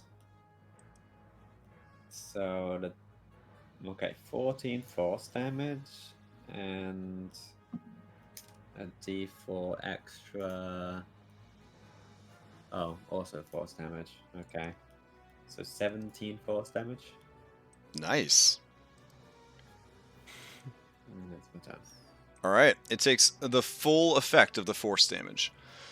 All right. As you damage it, the creature lets out another shrill cry as it steals the initiative. Oh, I should also mention, on your resources, each of you should have 1 fate point and 1 out of 3 inspiration. You can have up to 3 inspiration points. Inspiration is spent normally, like DM Inspiration, but you can also use it to interrupt combat. All right. As the creature's turn comes up, the Death Turkey, it gets a single bloop as a Paragon action appears, signifying that this is an elite creature. The creature has no cares about its physical well-being, but it doesn't like this little guy that just did a lot of damage to it. So it's going to run right through the fire to get to you. Okay. All right, so what do I got to do on that fire drag? Alright, checking my inventory. Creature can just says on a hit. It just says make I think we'll just treat it as a space of fire. So go ahead and roll. I believe it's a D10. No, actually, Alchemist Fire is just a D4. Okay, so give me a D4. Alright. How tall are the booms? I know that I'm minutes reach right now, but how Oh, tall nice. are the booms, theoretically? How tall are what? Owlbears? The walls. This creature is a large creature in every sense. It is a nice cube. I know I'm in its room, but in its reach. I'm asking how tall the walls are in the room. Oh, the room? It continues to be those low, like 8-foot ceilings. Okay. Yeah. Can I take my ready to attack? Yeah, sure. Nice. All right, as it comes forward, I'll say it's time to get festive, and I'll swing my sword. All right. Oh, all right. I think that's gonna miss. I'm gonna burn a resolve point then. Burn a resolve point, and I'll use this maneuver, Sentry. So, when an enemy that you can see moves within 5 feet, you can make 1 weapon attack against that creature as a free action. So I will try to attack it again. Okay. All right, 18 for 11. 18 for 11, and that is slashy damage. Oh yeah. All right. D6. Because of my burn the maneuver, so it'll be 13 total, so another 2. And then I'm going to hit it with my defender's mark, so it'll have disadvantage on attacks against anybody except for me while it's within 5 feet. All right. I have a marked status. There we go. Nice, alright. All right. And that'll be my ready to action and thing. I Okay. figured out how to link up your resources directly to the stuff in your features now. Oh, So- nice. Could you teach me that? Yeah, if you go to features, and then like if you go to my sheet, you can see I've got like second wind, and if you balloon it up, and then go down to resource consumption. You can set it to attribute, and then I've got it set to resources secondary value, which corresponds to my second wind on my main attributes Oh, page. nice. Yeah, I was scratching my head. I knew there had to be a way to do that whenever I was setting this guy up. Oh yeah, very cool. Yeah, All right. unfortunately, it only hits the first 3. But that's okay. No, it's got 4th, 5th. Wow. Nice. Okay, All right. Cool. Undead Turkey was going to go after this kobold, but you dealt a I decent also amount of. have a ready short bow attack. Oh yeah, go for it.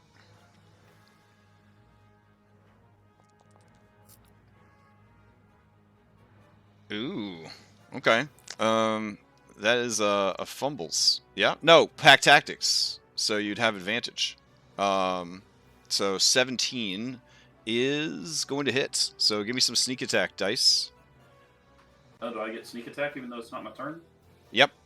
That's Oh. actually a way that you can get lots of get an extra sneak attack in. Is you could do a sneak attack on a reaction and on your turn for double sneak attacks. It's kind of crazy. That can't be right. 5d6? No. No, that's definitely not right. 2d6. It should be 2d6. Oh, Oh, 'cause that's you're a because 10th it's set up level for a rogue. 10th level rogue. Yeah, I didn't scale it back down. So I was like, damn, 15 Yeah. on 2d6. That's pretty yeah, good. give me just 2d6 with the You just want to take the Go. first 2? 6 and a 2? 6 and a 2, sure. So you do 8 plus 5 is 13. The creature does seem to be resistant to piercing damage, as it is mostly bones. All right. Those gambling debts. Rolling 15s and 2d6. Yeah. Okay, I think I got it fixed. Oh, that's on me. I set the character up. I didn't think to. I thought that the sneak attack auto adjusted to level, but Yeah, that'd be nice. all right. So that is that. Anybody else have any other ready actions that you know about? All right.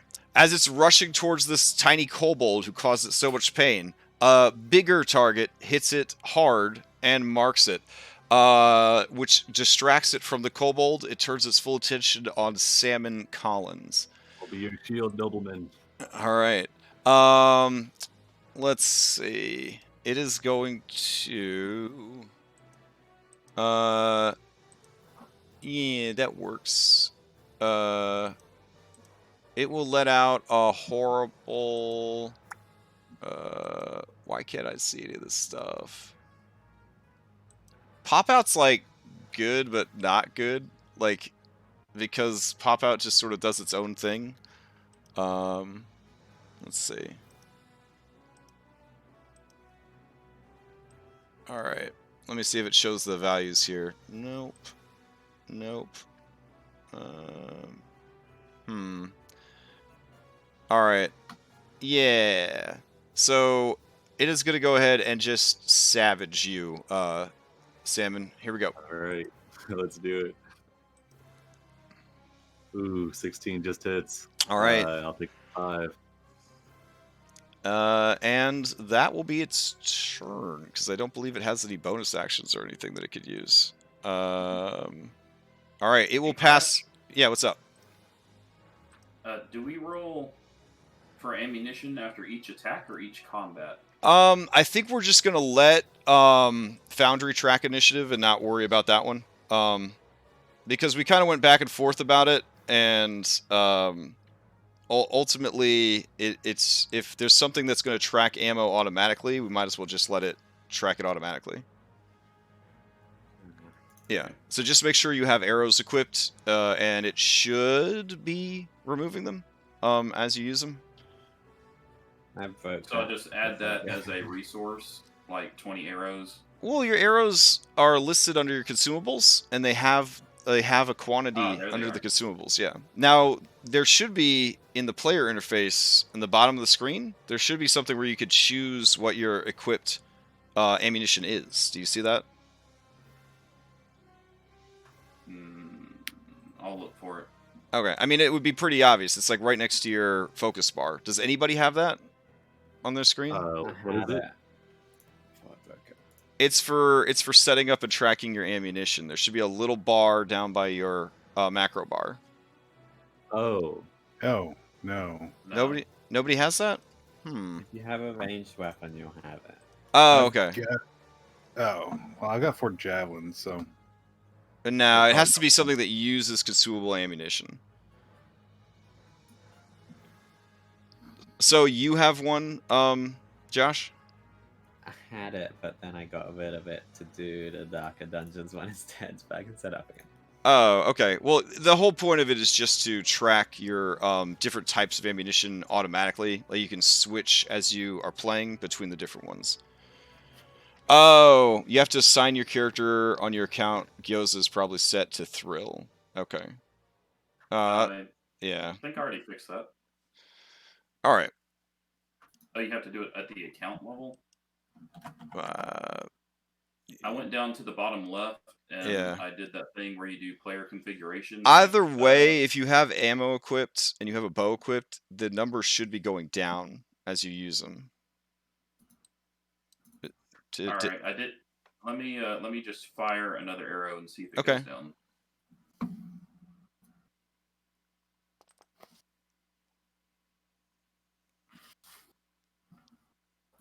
It did not go down. It did not go down? Okay. Well, for now, don't stress it too much. All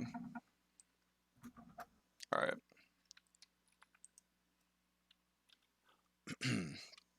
You tried linking it to one of your attributes, right? One of your resource trackers. Yeah, I mean, I have a mod specifically for tracking that stuff, but it's kind of a butt because it only lets you do it to one character, and that character has to be linked, the character linked to your account. So it's very limited. Like you wouldn't be able to use it on like hirelings or squires or any of that kind of stuff. Yeah, true enough. Yeah. And then I didn't want ranged attackers to have to roll for ammo every single shot because that felt kind of tedious. But we're making spellcasters roll for every single spell besides cantrips, so maybe it's just part of the thing. Have a macro set hit. Yeah, exactly. Yeah. Why don't we do that? Go ahead and All right, I see a resource consumption drop down ammunition. Okay. Arrow. Okay, Yeah. So I think maybe that'll. Yeah, that's the thing that's the thing that's supposed to track that stuff. Okay, it's tracking now. Oh, Okay. Nice. So Cool. you have to equip the short bow, tell it to use ammunition, and tell it what ammunition to use, and then it'll start using it. Right, and that's why I had that that module, because that module automates the whole process with a nice like interface, but it's very restrictive in that you have to have a single character set to your account, like period, for it to work. So It also now pops up at the bottom near the. Oh, it is showing up again? All right, that's cool. All right. So the owlbear, sorry about all that. The owlbear is going to pass play to Kevin. Yeah, Kevin. He's gonna. Okay, there's like a hidden wall right here. Yeah. He's standing next to. I guess he'll just close it. Okay. Item interaction to close it. Yeah, then he'll just keep dodging. All right. Who do you pass He'll play pass to? Maynard. All right, Maynard. All right. Maynard's going to take a standing leap and just jump over the fire. Sure. And as he's jumping, he's going to reach out his free arm, the other one's holding the torch, and grab hold of this owlbear. Like, all right. Sink his fist and hand into it. Okay. We're going to grapple with athletics. He's not raging, so 12. All right. Here we go. Yeah, you go to grab it and you just tear loose some fur and feathers. Okay. He skids to a halt right here and turns and flexes a bit, getting ready to get very, very into it. All right, as you do, the creature turns to face you. It screams at you. Ooh. All right. I guess I'll pass to Clayton. All right, Clayton, finish this up. All right. Let's go frenzied rage, but he's not the screaming kind of barbarian. It's all he gets very quiet actually. Oh, He'll come up here like a ghost with his axe, surprising the creature. He'll attack twice. okay. And I want to test this out. I put my attack on my macro bar, and I know if you hold Alt, it'll roll with advantage. So I'm gonna attack recklessly. Okay. So There should also be, when you select your character, a bunch of tiny black boxes that appear, and they'll access almost everything on your character sheet. All right. So 23 for 14. So it'd actually be +2 rage, so 16 damage. All right. So you come in here and you recklessly attack 23 for 14. Your rage should have turned itself on as a set of stuff if you use the rage through your character sheet. I set it all up manually, so I'm not sure if that'll Oh, okay. work or not. Yeah. Okay. Actually, we could just steal Maynard's and give it to you. Okay. Mm-hmm. All right. So I'm gonna open Maynard's sheet. I'm gonna open Clayton's sheet. Maybe. Okay, there we go. I got Maynard. I don't know why it's rolling a d20 for me every time I open a character sheet. It's a little weird. Like, looks like. Please open Clayton's character sheet. Thank you. It's I don't know why it's doing that. All right, so go to feature. I'm gonna delete your bad rage. There we go. Okay. All right, your rage stinks. And then we'll go over to Maynard's, and we'll grab Maynard's rage, which is better. There we go. It's an invite to see if you can tell someone's looking through your inventory. Oh, is that what it is? No. Oh. I just made that up. I mean, honestly, I It wouldn't put might it. be, Yeah, actually. it might be. I don't know. So then I would just click that. Yeah, you click rage, and it should automatically apply the rage bonuses. There you go. Applying effects rage to Clayton. Dope. Oh, cool. All right, and then I'll make my second attack. All right. Frenzy. Cause frenzy. Yeah. I'm actually seeing a frenzied barbarian for the first time in 6 years. This is incredible. A It did 13. activate it. Cool. Yeah, a 13 hits. All right. Alright, so another 9. And these are slashy attacks, so it's taking full They damage are. from them. All right. So Alright, cool. 14, 16, so 25 damage total between the two attacks. Very nice.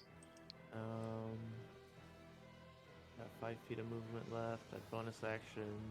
See, people bringing this huge damage. They must be reading up on how many hit points Giffyglyph monsters have. Yeah.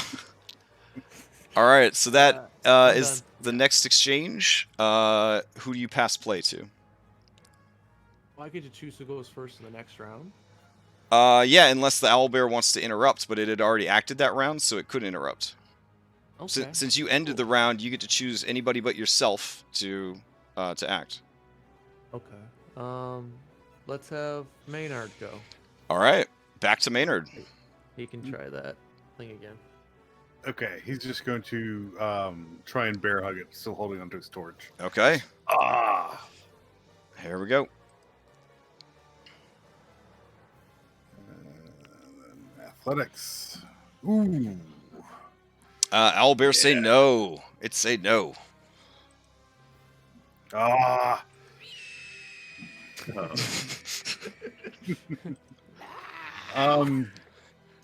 Maynard's gonna move over here. Oh, Just, flanking. Like Okay. starting to squeeze a little bit, and I'm gonna pass it to Zip. Okay. Yep. Slip, you're up. Right. Kobold called I Slip. have disadvantage in melee, but advantage because pack tactics, so I'm just gonna do a ranged attack on it. Okay. Because it's a large creature, you do actually qualify for flanking as well, because you are technically 180 of Maynard. Right, well, I'll Hit it with a slingshot sling. it. After doing Pain or Warrior, of course. And I'm gonna just keep doing the Darker Dungeons ammunition thing, because Okay. it's easier for me to set it up. Because I already have it set up. Oh, cool, it's not doing the thing I wanted. 24 to hit should work well. Okay, so it's Planar Warrior, get that. quarry, click that. So with the better rolls, if you select your mini, you'll see that there's these black boxes that appear underneath your name. It normally defaults to the top left corner. If you click on any of your abilities through those drop downs, it'll roll auto damage and auto double dice every time. All right. Gotcha. No. I had the better roll thing. I told it in my sheet to like not show description, but it still shows it. So yeah. Okay, so what do we got going on, Ziplat? Alright, so I just slung it point blank in its weird undead spine, I guess, with Okay. Now a you force won't of hit. you won't get sneak attack because you have advantage and disadvantage, but that means you don't have advantage. But you do get sneak attack because you have an ally adjacent to it. Yep. So you'd still get it. Because I'm a ranger.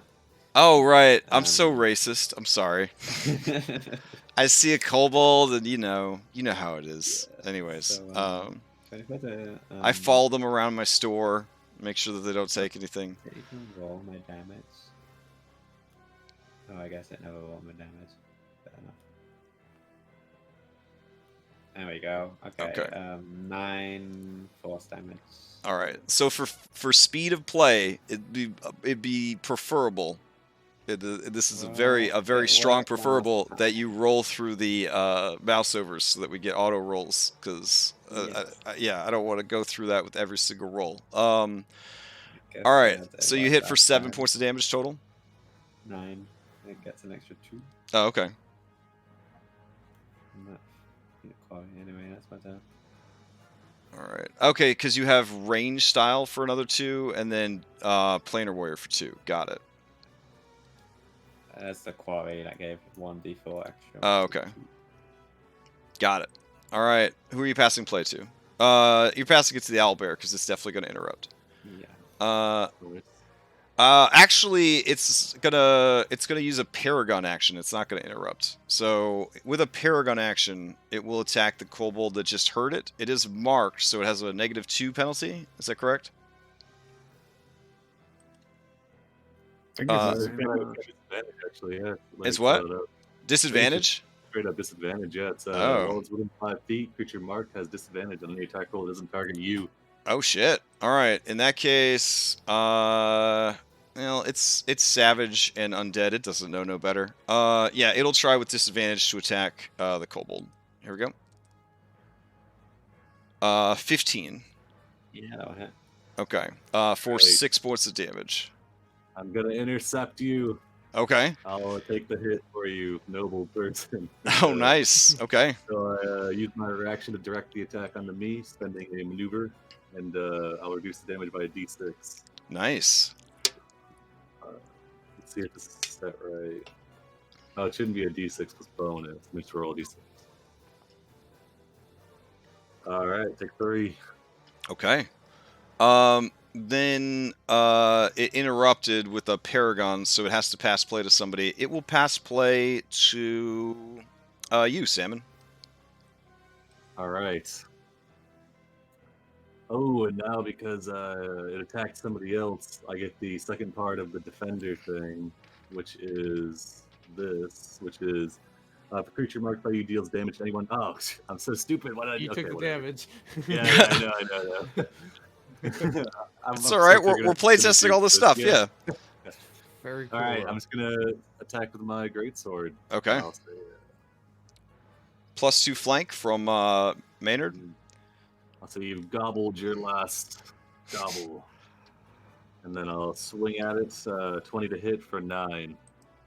That is a hit, and it is bloodied as much as the skeleton could be bloodied. Anything else? No, I'll pass it to. Oh, you don't pass it because it got damaged, and it's going to actually interrupt from taking damage instead of just interrupting with a paragon. So now it will go for reals. And then we got to make Salmon. There we go. So Salmon, yeah, you have its full attention here. You jumped in front of its hit. You're doing everything you can to get its attention. It understands that you want its attention, and it's going to deliver. So it's going to attack you. Let's go. For Yeah, 9 hit. damage. and then it will let out another terrifying scream as it gains its Paragon action point. It will pass play to Kevin.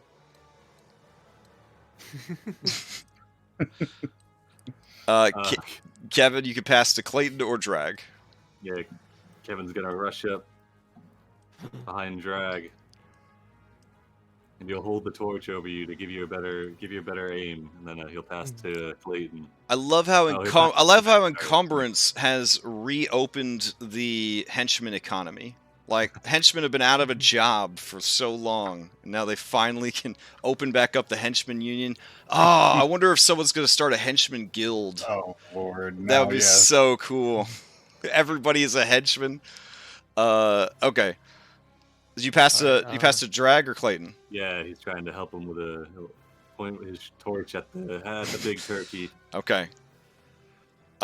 Clayton the Ghost, you're up. Okay. I'm gonna test it the other way. I'm just gonna hit this button once. Does that roll everything? Okay, so don't. Yeah, isn't that Alright, cool. nice? So reckless. Yeah. All right, awesome. All right, so 18 for 11, and we'll do the second attack.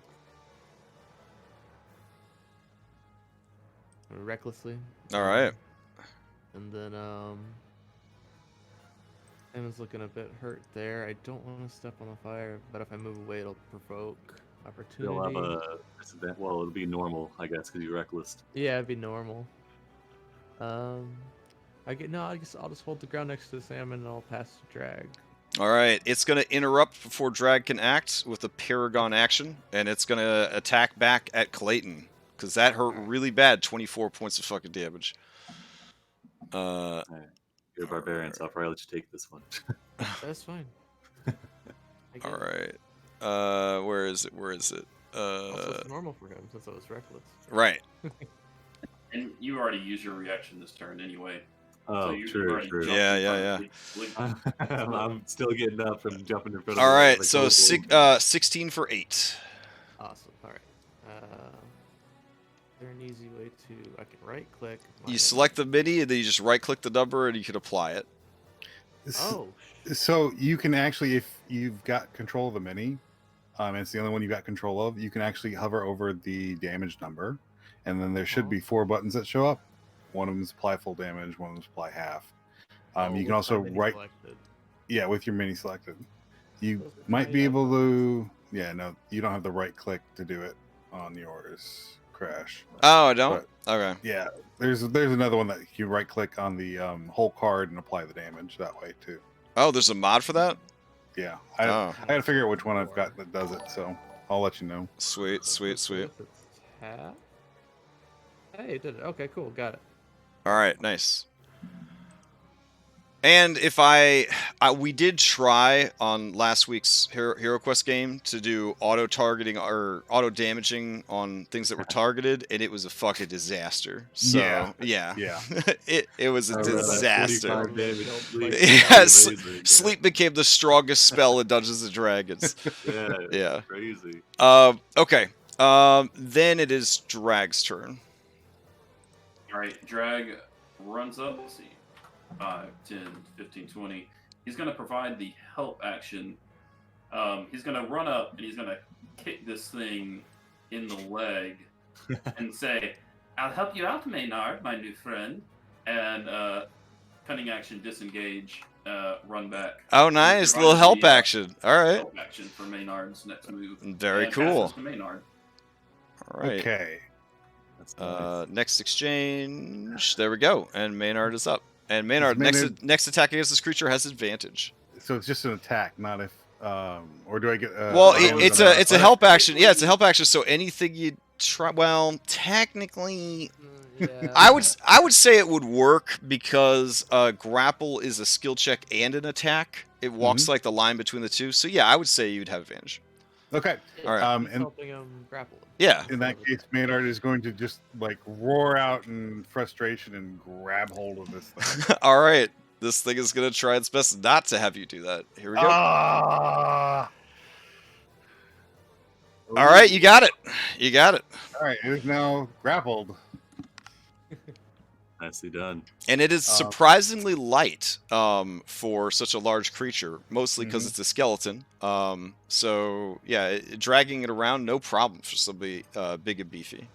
I believe because I helped, Maynard is going to lift this thing up and smash it into the ground using Okay. his vitality point. If you were to want to move it away from me, I wouldn't be opposed. Yeah, let's shuffle it just slightly away. Maynard's going to step back and drag it over to the left. Just a Make little sure you You can- you can keep smash it it with within the fire. keep it within 5 feet. Yeah. else, All right. Give me lose my a mark. D4 for that alchemist fire that's still burning somehow. There we go. All right.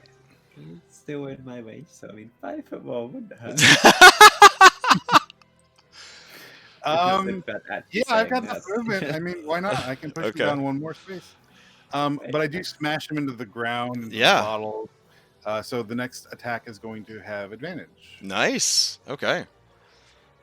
Until the start of your next turn, the next attack roll made against the creature by an attacker other than you has advantage. So you suplex this shit. You pick it up Yep. and you suplex it into the alchemist fire. I love it. I love it. All right, who are you passing play to? Let's go to Clayton. Okay. It was a trick question because it got damaged Yeah. yeah, by the fire, and it's going to attack. Well, now that you've got it, it really does want to attack you, even though it is not optimal. So here we go. This is a disadvantage. That's gonna be a miss. Yeah. 13's going to miss, yeah. All right. Then it passes play to drag. All right. It's been weird. I went first and then last, and then I'm going first again. Yeah. I'll Makes shoot it- with my short bow. Yeah, it doesn't give you time wait. to leave the room and make a sandwich. Yeah. True. Is it on the ground or do I just have Mm-mm. advantage? It's just like shook from a Zangief spinning pile driver. All right. I'm gonna try the short bow, and it took away the ammo. Cool.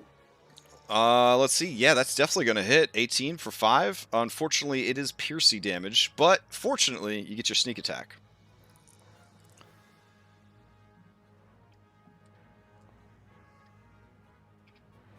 All right. Yeah, so 13 total, so takes half. Okay. Arrows are lodging in between its ribs, but the creature is still going. All right, and then I guess I'll take a hide action, Okay. and I'll need to roll stealth, maybe. There you go. Oh, shit. Well, he's gone. He no longer exists in this world. So. Drag, pass it to me from your shadow dimension. All right, I'll pass to Salmon. All right, Salmon, Alright. as it's being passed to you, coming out of its daze from that spinning pile driver, it is going to lash out at you and try to savage you with its Paragon action. Alright. All right. Here we go. 19 Oh, yeah, for so 5. All right.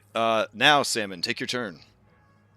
Alright, so I forgot to. Whenever you hit the bloody threshold, do you have to roll for like a wound or something, or is that only knocked out? No, when you're bloodied, I don't believe anything bad happens to you when you get bloodied. If anybody recall, I don't think anything bad happens to you if you get bloodied. We didn't the other night. Yeah. It's if you get to 0. Gotcha. Okay. Yeah. In that case, I'm going to bonus action, second wind. Okay. Let's see if I got this set up right. Oh, the good second wind that actually scales with you as you Yeah. level. Yeah. Oh, dang! Holy shit! Yeah, 2d10 plus my level. That's Holy that's a crap. real second wind right there. Oh my god. Oh my god! Salmon shoots back up. He wants this turkey. All right, that was my bonus action. I will action attempt to attack it now. I think I have a picture of the. I keep thinking about the Goblord now that he's brought up. I keep thinking about him. Oh well. Move into the path of block Zlipgat, and yeah, I'll slice it. 16 for 8. Yeah, that definitely hits. All right. Alright, and then that'll be my okay, never mind. It is working now. I got my thing set up to re-roll 1s and 2s. Yeah, that'll be my turn. Hype. All right. Who are you gonna pass play to? Oh shit, my bad. Zlipgat. All right, Zlipgat, you're up. We'll scuttle along the walls. I love how tiny your miniature is. I'll click on the right button, play a warrior as normal. Now, correct me if I'm wrong. This turns the whole attack into force, right? Correct. Okay. I've been tracking it correctly then. Okay. So you see just above Pain of Warrior. Yeah. Because All right. So the 13. warrior I'm doing this right now. 13 damage. 7 plus 6, yes. So 13 force damage. All right. It is looking so bad. If it was a Monster Hunter monster, this is what it would very sadly try to limp away to its lair, and I would be crying as I killed it. It's like my entire Monster Hunter experience is me sobbing as I kill the monsters. So hashtag monsters. Yep. Who you gotta pass to Clayton? All right. All right. I'll just attack it twice. Okay. One. Recklessly. Oh, jeez. Yeah, that's gonna do it. All right. How do you finish it off, Clayton? It's just as it seems like its back is to me, I just sever the. It's like a skeleton, right? So Yeah. I'll get it in the spine and it'll just fall over. Okay. With the sound of wind chimes clattering together, which I don't have a sound effect for, and I wish I did. It falls to pieces. You can get the dry bones sound effect. Oh, for sure, for sure. Back in the day, you'd hear that skeleton's rattling sound in EverQuest, and you'd look around. The skeleton was after you. Yeah. Oh, it was so scary. It was so scary. Especially in the Dark Elf Woods. Oh God, the 3D had just come out, so it was basically like virtual reality. All right. Well done. That ends this conflict. Kevin has prepared tiny paper cups of refreshing spring water, and he passes them around. Thank him. They're shaped like cones, so you can't set them down. It's like, yeah. All right. Okay. When you're done with the cups, you do see hygiene is not a standard for woke apes. You do see he kind of shakes them to dry them and then restacks them and puts them away. So, yeah. It's just pragmatism right there. Well done, Kevin. All right. gotta think of the environment. Pitch perfect, Kevin. I love it. And are they made out of that like papery stuff? So like next time. Oh yeah, they're gonna get Try to moldy feel and it. soggy and stuff. Yeah, they definitely spread disease for sure. Man, Darker Dungeons. So brutal. You gotta watch how you drink from your cup. Yeah. Diminishing returns, you get notches in the cup. All right, I put back on dungeony music, but it's slightly lower than the combat music. I've gotten into the bad habit this month of forgetting how to use multiple channels of Groovy. Plus, is it just me, or does Groovy like disconnect hella fast now if you don't type in 24/7? It feels like it gives up on you real quick. I don't know, that might just be me. Uh-oh, sorry man, calendar converted Pacific. I'll just watch muted. Oh, that's super sad. Oh man, Orange Reaver, he had the wrong time because Google Calendar. You guys all right with the joining in? Yeah, that's fine. All right. He can crawl out of my backpack too. All right. It breaks How my big is this freaking 5-person rule, but this is He can take. I didn't sign up, so he can take the road. I mean, it'll I'm be fine either way. yeah, it'll be cool. Let's see. I want to see a rogue played. What is your character, Orange Reaver? A rogue. Oh, okay. Is it a kobold? Is it a kobold rogue? No, just human, Valorian. Man, this is a big backpack. Yeah. Man. Clayton Your kept call going- if you want to swap somebody in. That's fine. You could just catch up. You could just catch up. You actually had the wrong time on your personal planner.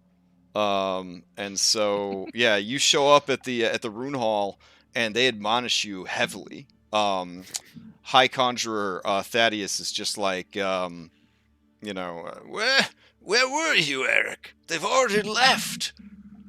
It's very expensive to operate this portal. This is coming directly out of your pay. Now get in there! Hurry! And yeah. Okay. I bump into the thing Clayton and go, points back down the fastest way that they came back silently. He looks at Sam and he raises his axe and points at the new figure coming All down right, the hallway. all right. To penalize you for your lateness, you do not have a Flask of Healing because you were in such a hurry that you did not get to grab it, and it's going to come out of your wages. So, you appear in the room. There is a fox and 2 donkeys. Oh yeah, we need to go down over there. Yeah. Eventually, you follow the old adage of always go right, a radical school of thinking in dungeoneering, if I do say so myself. And you eventually hear the sounds of combat and come through the door. You guys see him standing there. Eric Gentriri? How do I pronounce that last name? works. All right, Eric Gentriri, who is known as a problem solver. He has some affiliations with the Gamblers Guild. Uh-oh. But I don't know. What is your standing with the Gamblers Guild? Are you an active member? Are you occasional hire? Or do you work for some other organization? Like, what's Are your? you looking for a kobold?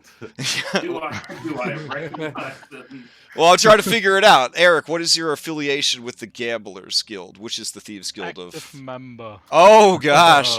Oh. Eric, can you come into private chat real quick? Yes. Okay. And Quick. Drag, Stuff can him in the you bag. roll an investigation check blind for me? Of course. Or history. All That's right. wrong. All right. Secret. Here we go. Yeah, holy shit. You're pretty damn sure that's Drag the Kobold, who owes Matron Kane a significant amount of money. And he is so wanted that she has sent her harpy bounty hunters after him. To see him here, of all places, the little bastard must have snuck through the portal or somehow convinced the Mages Guild to hire him on as a Suicide Squad astronaut. So, unfortunately, there's no way back through the portal. But you definitely need to keep an eye on this guy. And if accidents happen, his corpse could be worth a lot of money for you. Uh-huh. Mm-hmm. Okay. Well, kobolds are portable, if nothing else. Yeah. All right.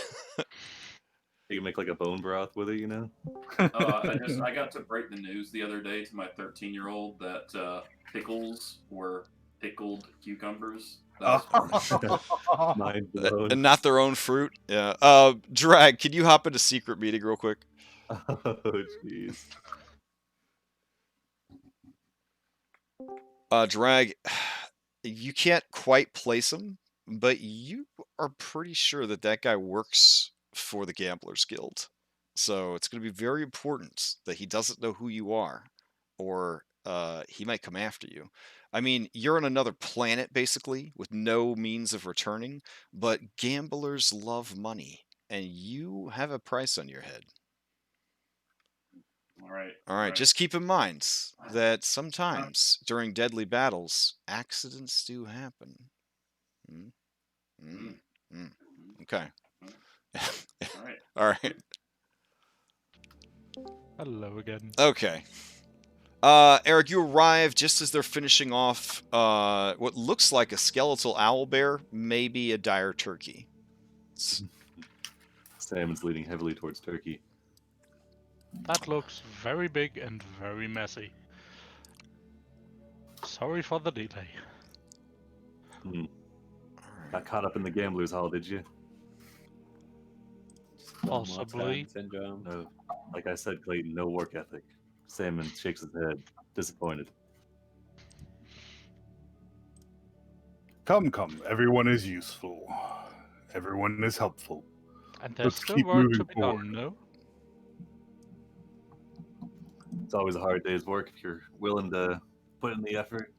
All right, the owlbear's not alive. It's just this beautiful program that does everything perfectly. Doesn't allow you to fucking reorder your tokens. So let me grab this token real quick, because by There's now a mod for that. no, I'm using the mod, but this map Oh. is so big that Ah. yeah, it's like I can't keep track of these clicks. Are you kidding me? Clicking? No, I don't have time for that shit. On a smaller map, it does work. It does work pretty good. But this is it's a huge map. I wanted a really big map to try to like stress test it. So Yeah, it's running great on the player end. Mm-hmm. all right. Kind of. I've also I'm getting noticed it runs better. It runs videos. better for me if I'm not also streaming, because I'm using resources to stream, and then also to run it. Yeah. When I was streaming and everyone started rolling dice, I think when we first started combat, it started slowing down a little bit. Then it Yeah. started getting back up. Mhm. So All it's right. probably research heavy. So Groundhog. trainer, south of you are stairs that lead up to a set of double doors that are wide open. They reveal an ornate but neglected tile floor with some interesting patterns upon it. It almost has like a verniculated kind of feel to it.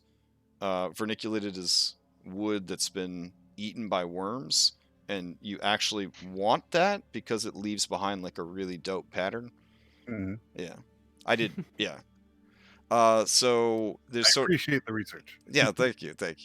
I learned that as a child when somebody got verniculated armor in EverQuest, and we all wanted to know what the fuck verniculated meant. So, all right. So Maynard is instantly wary. He sees a pile of rocks. Mm.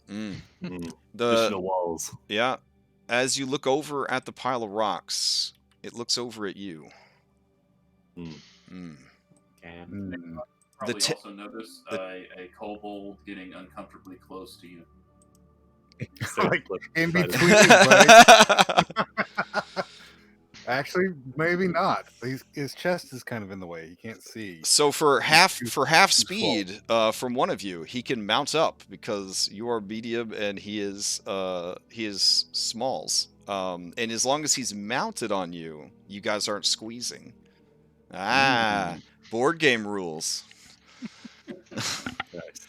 So I've got no problem if he wants to take half speed. This to is actually a climb the very board. common practice in Valoria. Is strong guys and girls will carry what they call a shoulder kobold, who is normally a spellcaster or some sort of support. Kobold Bard is a very popular shoulder kobold model.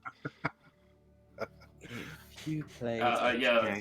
They do Drag actually sell pauldrons that are sort of like the howdahs that you put on an elephant. So it's like Wow. yeah. But with encumbrance rules are pretty. Well, Crazy. that's why you bring your 2 donkeys and an ape. So that you can carry your kobold. Now, I will tell you that there's a good chance that you will never see those donkeys or fox again, because there are roving monsters that will eventually hunt down your donkeys and eat them. So, yeah. Stay close, Kevin. Stay So real close. it's very important that you keep track of what items are on what pack animals and assistants, because sometimes you never see them again. All right, Drag will start slowly climbing up Maynard and be like, Maynard, you remember we are best friends. Always remember this in case it comes up. That is a great kobold voice, by the way. It's really good.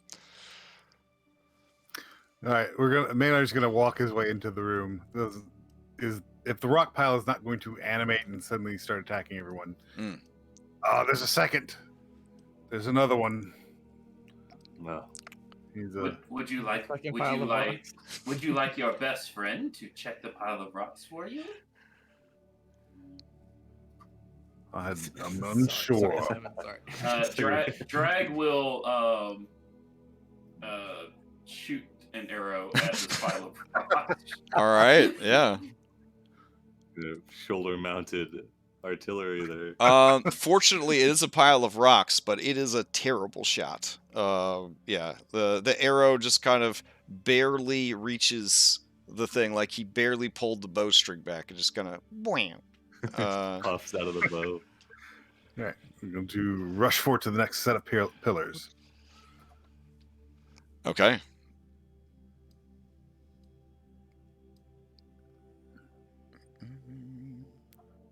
Trying to make sure Kevin. everyone keep up. Kevin, could you recover my arrow for me? It is perfectly safe. Yeah, Kevin would nod. Collecting ammunition is part of his job. 50% chance that ammunition survives point of impact. All right. Maynard's going to keep strolling forward. Sure. Maynard, up ahead at the edge of your torchlight, you see a throne. The throne is made of ironwood and seems to be holding a skeleton, skeletal remains. The skeleton is missing its head and several other pieces of bones as well. Maynard's going to approach and look for calcium deficiency in the bone. Okay, fair enough. Another slender As skull you in it. approach, you do see there is a very narrow doorway to the left here. Hey, this guy's missing. I'll call Kevin over and tell him to bring out that slender skull that we found in the other room. Okay. As you approach, it seems as though the shadows around the throne actually slither away from the torchlight. Okay, maybe we don't want to give this thing its skull.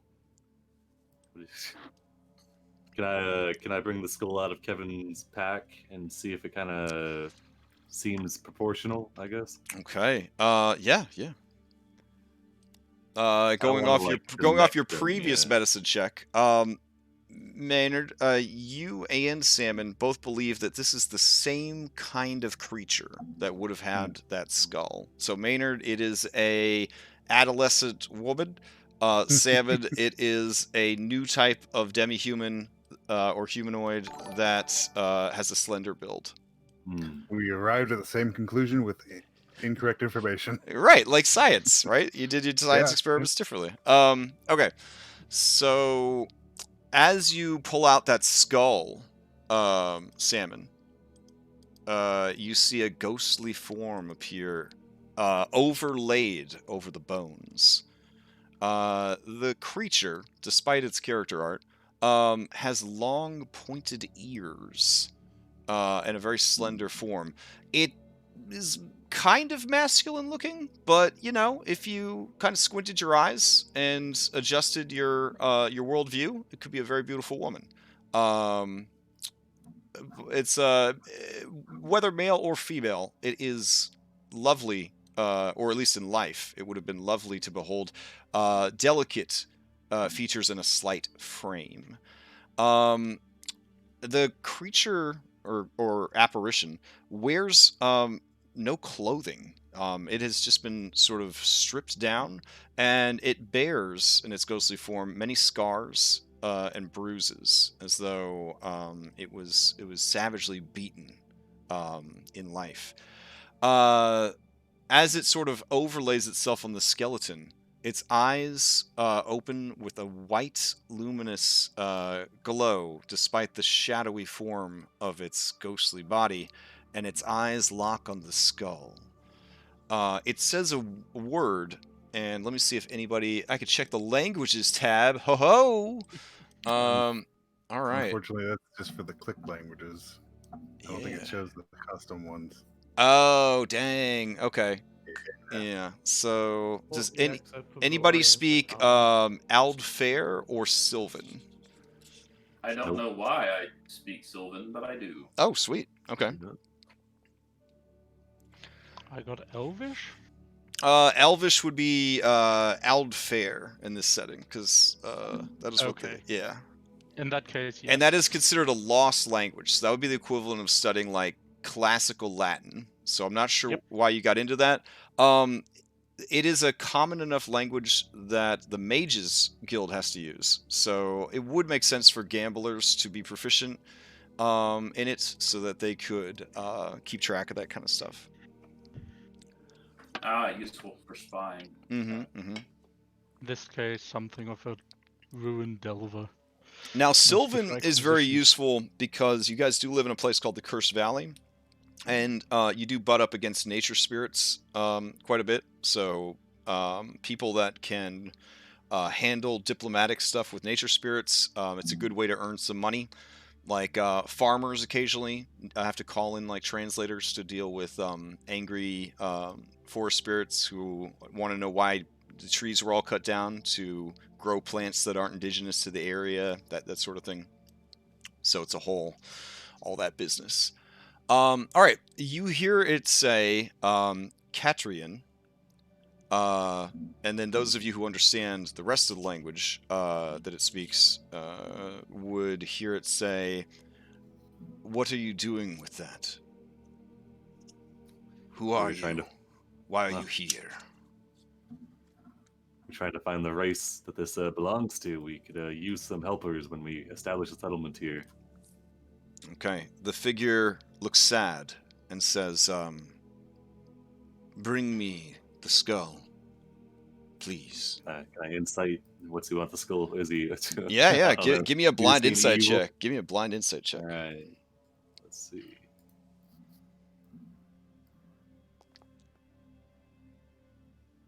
Okay.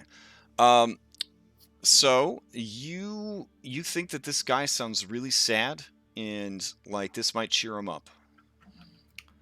All right. Well, I mean, I don't want him to be sad if he's going to be one of our subjects, so I'll stride forward and plop the skull onto his shoulders. All right. Eric, are you providing like active translation services? Yes, if Okay. they ask for it, that's no problem. All right. If you speak Sylvan, you can make out like the rudimentary stuff. Like you get the gist of the conversation, but none of the details. If you are fluent in It's unfair. if you're fluent in Aldfair, then you're getting the whole conversation. If you don't speak either of those languages, it just sounds like melodious nonsense, a la Peter Jackson's Lord of the Rings. I probably couldn't have incited him then because I don't speak. the Well, language. I did it at disadvantage. You were Oh, basically okay. doing body language and all that kind of stuff. Gotcha.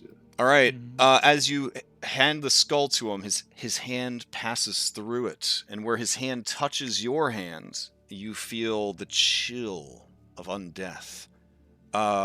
His face becomes even more sad, and his hand lingers for a moment, and again he says, "Catrian." He looks away.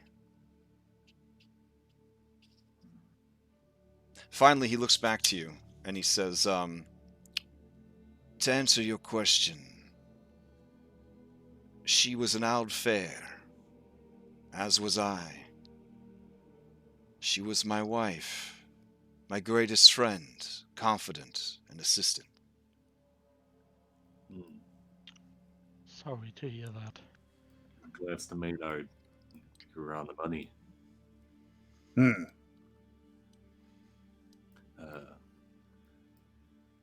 There seems to be quite a few of you in my...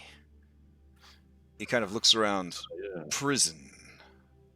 Have you seen the others that they came through here? Are they still alive? Yes, there was a despicable Dunduran, foul beyond all imaginings. That's him. He was accompanied by a strong and earnest woman. Another strong and earnest woman who was bigger and more earnest. And a very polite and adventurous mousekin. I mean, this matches up with our who we're looking for, right? 18. Yes, they are trying to help me in exchange for my services to them. I could extend the same offer to you. And how would that help look like? Right now, you are deep below the earth, entombed with me and my servants. I understand that it is your desire, if you share the desires of your allies, to find a way to the surface. I can show you the way to the surface. But first, I ask that my remains be restored and properly consecrated. You see, I was killed by my fellow Aldfair, and my body desecrated and broken and scattered. All who were loyal to me were killed as well, and all were entombed below the earth. Now this is a place where shadows dwell. Those shadows hunger for your life force. The longer you tarry here, the more likely they are to discover you and make you one of theirs. You can see it is important that you find your way to the surface before it's too late, which gives me an excellent bargaining chip to ask for your services. I assume you're looking for your skull? He is missing his head, right? Yes. Okay. Yes, they were able to restore this, and you hear like the clattering of bones, and you see the right hand move just slightly.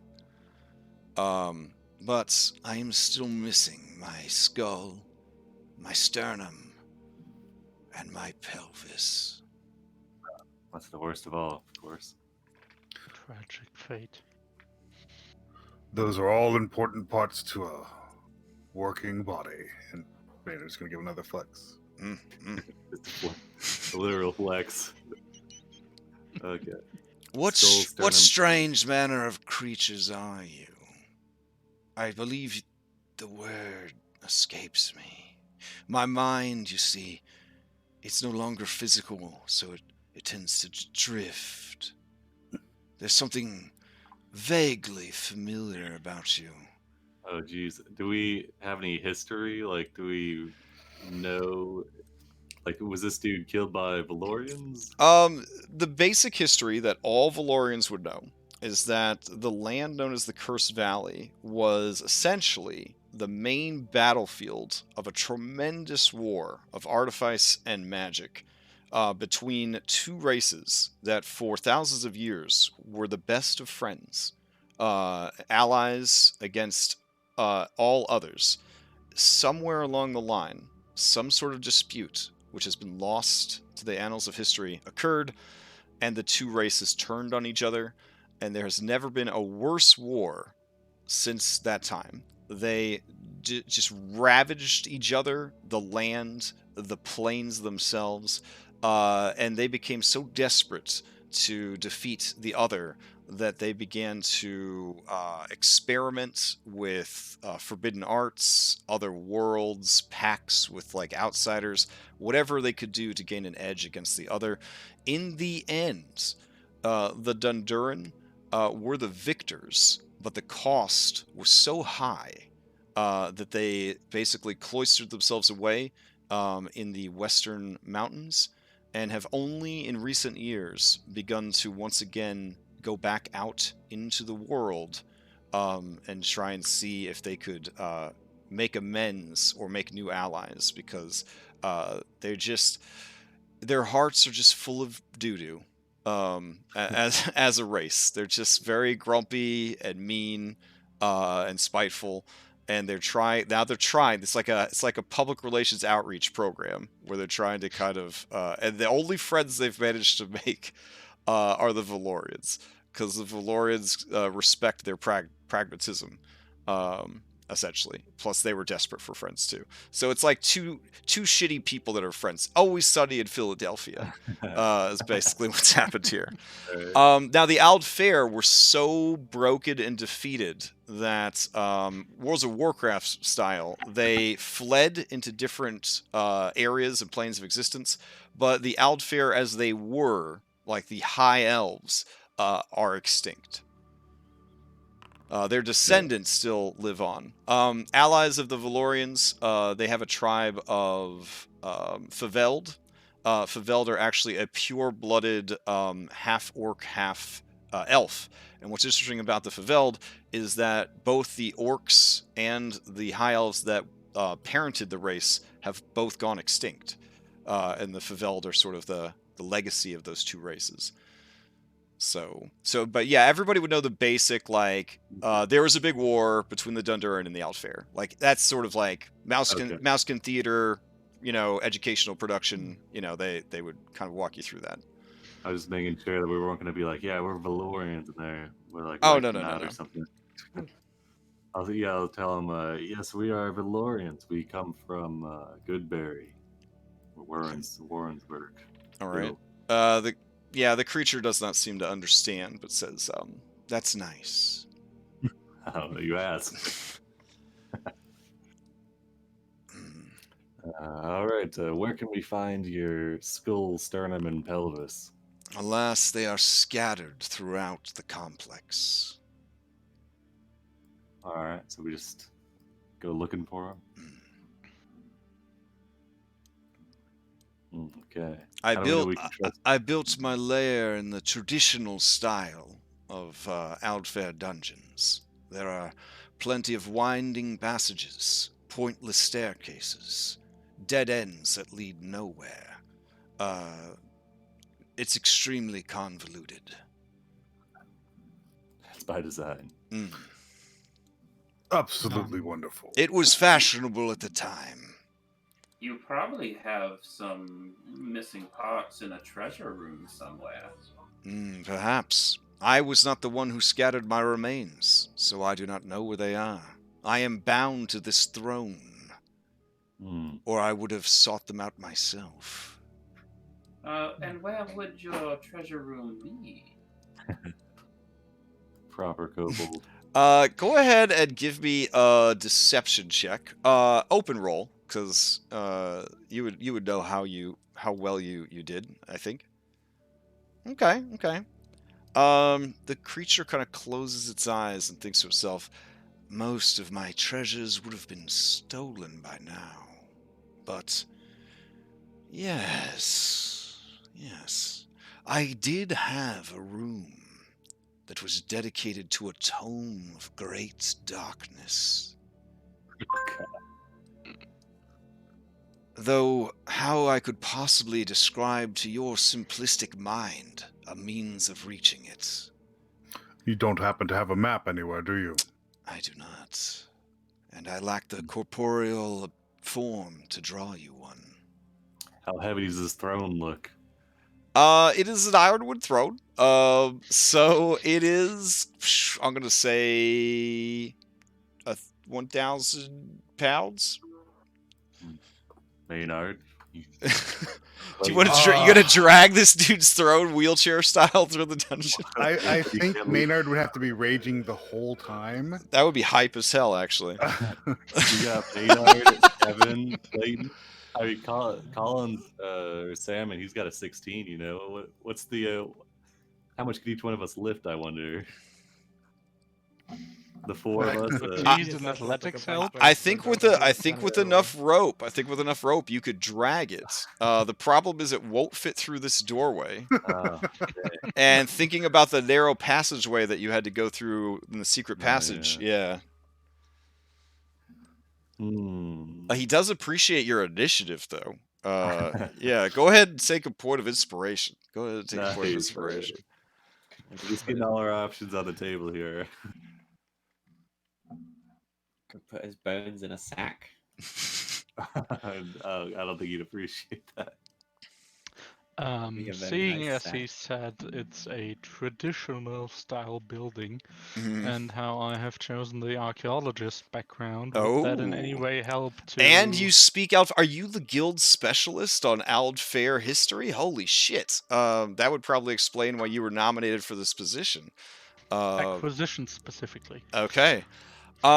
So yeah, if he's referring to the time in history that you think he's referring to, go ahead and give me a history check with advantage, blind roll. So blind GM. Yep. Go. Oh, okay. During that time period, it was sort of like the shag carpet of dungeon building. It was very popular to use a random generator.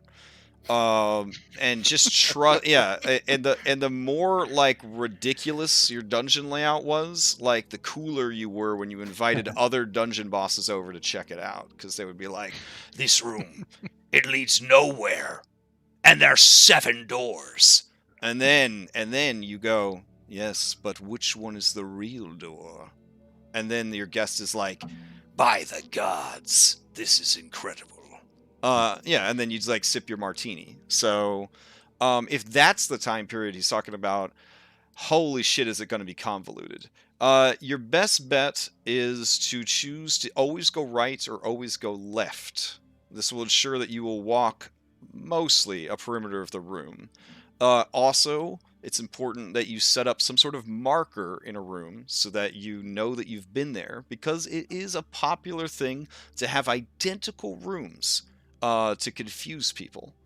So they think that they've been in this 15 by 15 foot junction before because there's a statue of an elf in the center.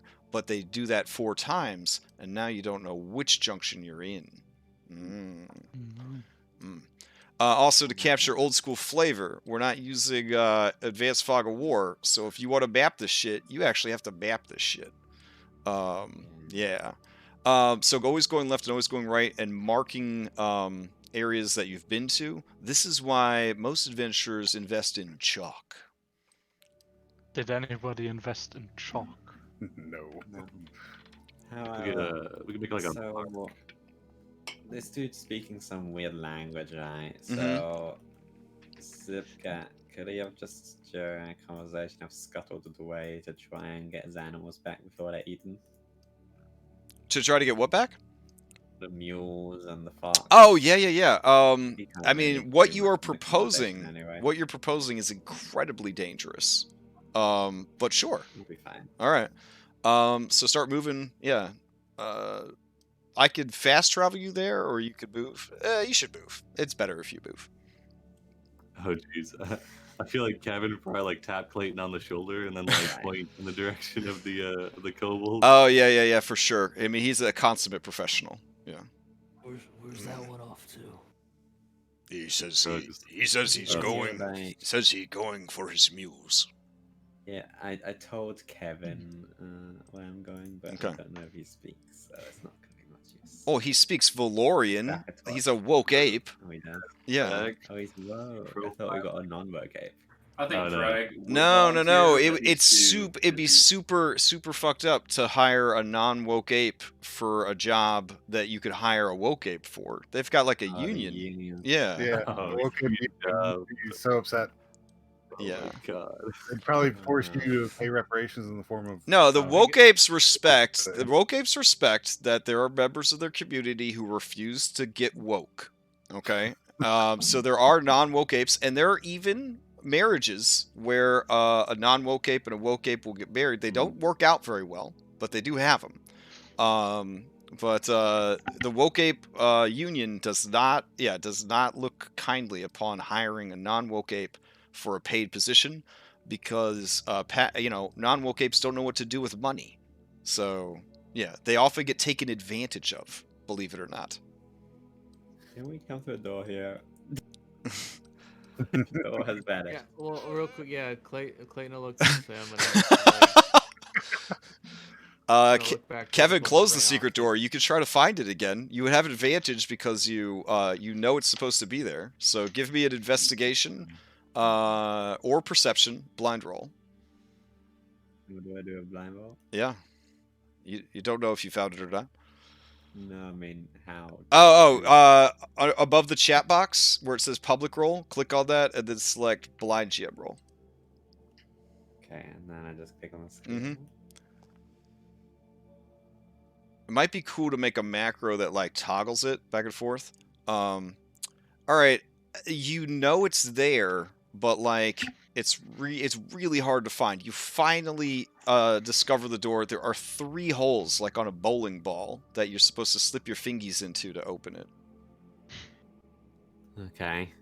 I have very small fingers, so maybe I just sort of try my best. Okay, you might need to bring a box over so that you could reach the holes.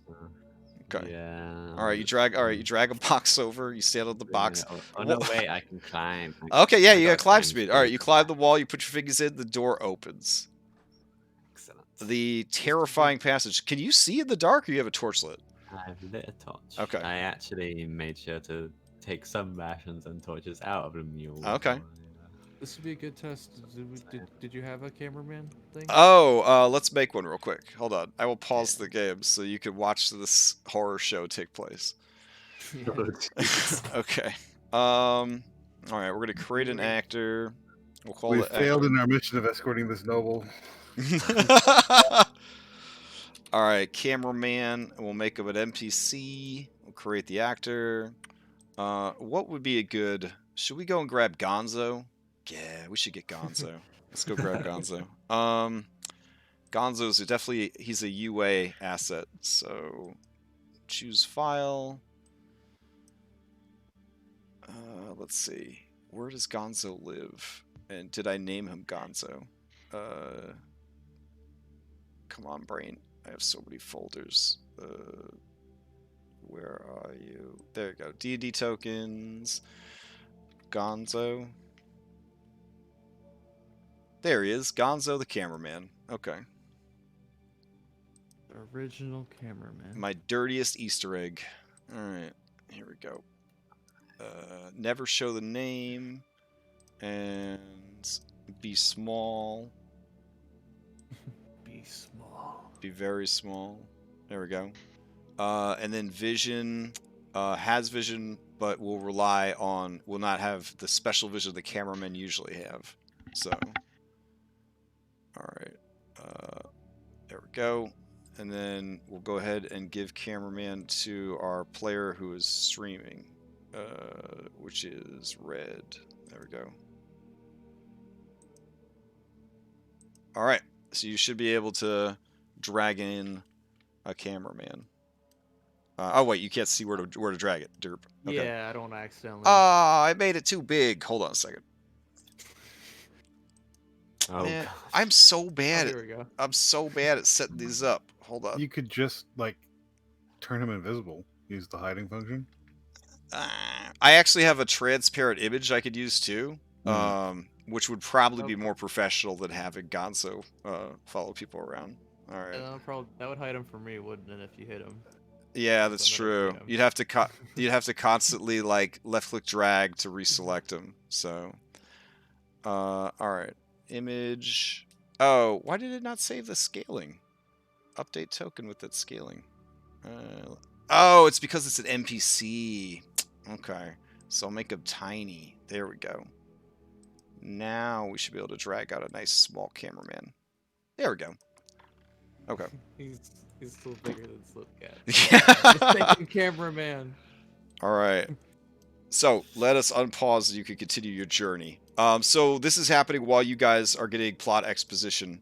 Yeah. As soon as he heard a foreign language, this all-American kobold was like, "Well, fuck that," and he's gonna go check on his two motorcycles. Okay. Something could be eating, maybe eat, or God forbid, don't eat, and I can't be having with that. So I did take a weaker armor so that I don't have disadvantage on stealth. So I'm gonna try and move stealthily. Okay. Sure. So is that a blind stealth roll, or do I? Yeah, it's definitely a blind. Yeah, blind stealth roll. No one's around to tell you if you did a good job or not. Alright, so that's skills, stealth. Okay. Oh yeah, you feel super stealthy. It's like Kronk, Emperor's New Groove. You've got like the theme music playing and everything. Alright. No one's gonna detect you. Don't touch any levers. And I mean, if this is during the whole thing, then I should still have my focus, which means I can't be surprised. Okay. So nothing will shock me. Oh my. I'm sure it's fine.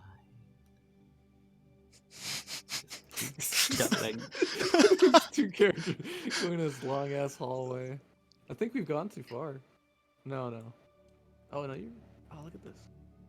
All right. This is where. Yeah. scary wall. We fought a wall and it was Oh, great. we'll just pause it right there. Oh. Okay. As you are quote unquote stealthing into the room, you got a pretty good passive perception there. So you hear sort of like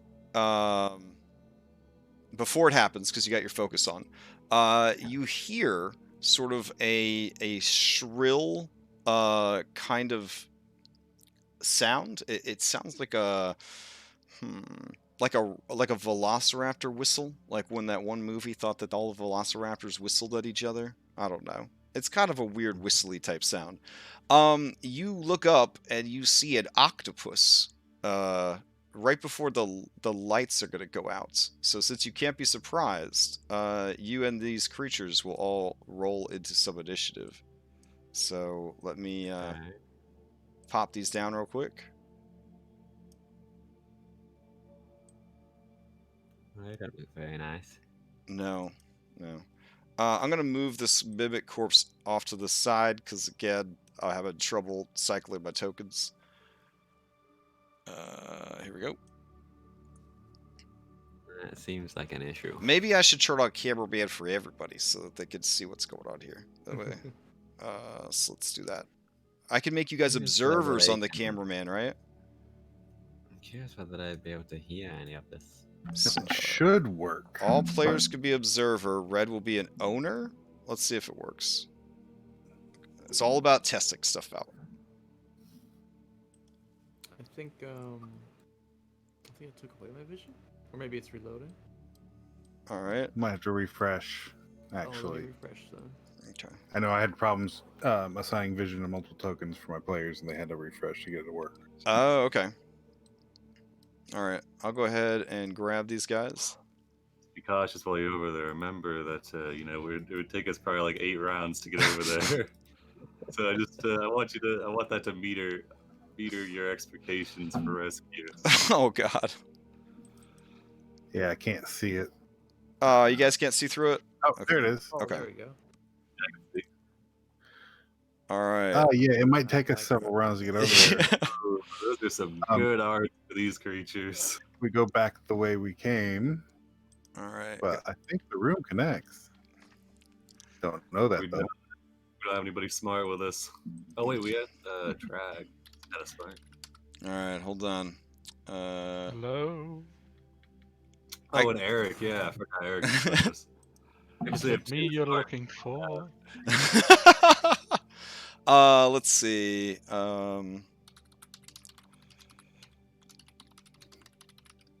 Oh, I know which music I want to grab for this. Hold on.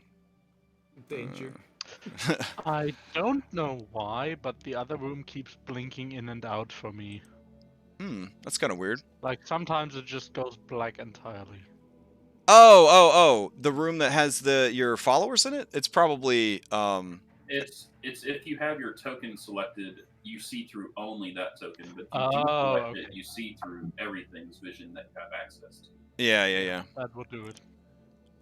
Which means, if we're being super attentive, I guess if you left the area with your mule, I should have turned off vision for the mule and the all that stuff. But I wonder if you could left-click drag and apply it to multiple tokens at once. That macro, because that'd be kind of hype if you could do that. Let's see. All right. Oh my god, he's so small. Yeah. You're just a snack for these things.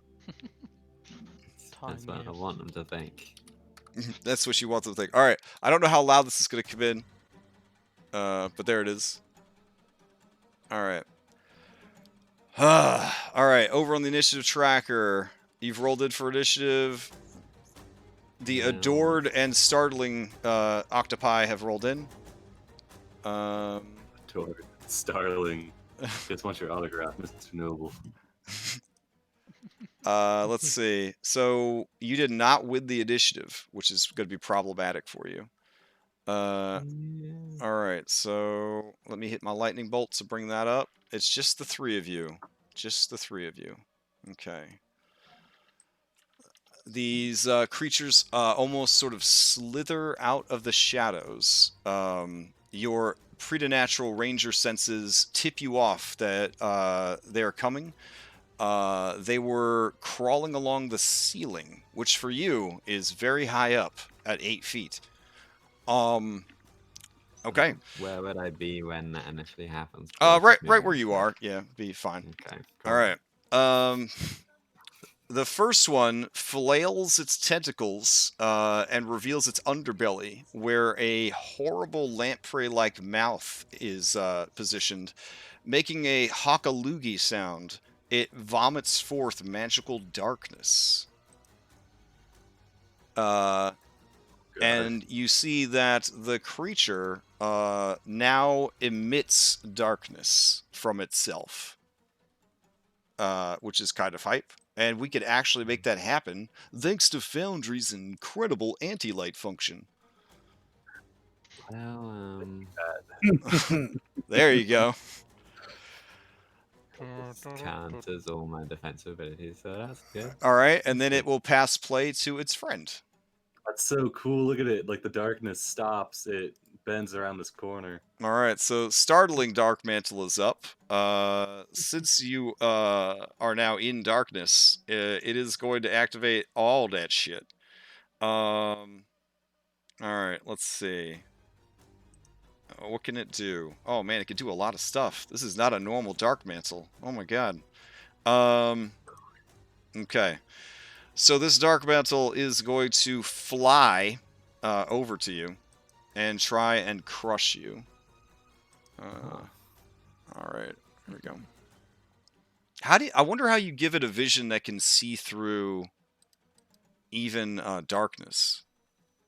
Because I think anti-light cancels everything, right? Well, there is an option for Devil's Sight. Let's see. Oh, there is? Oh, well, there's Devil's Sight if you select the mini, but I'm wondering if... Yeah, I can't actually select myself, so... Alright, let me see. Because it's... Yeah, anti-light cancels everything. So as cool as anti-light is, we got to figure out a way. You can't see through anti-light. Well, we'll figure it out.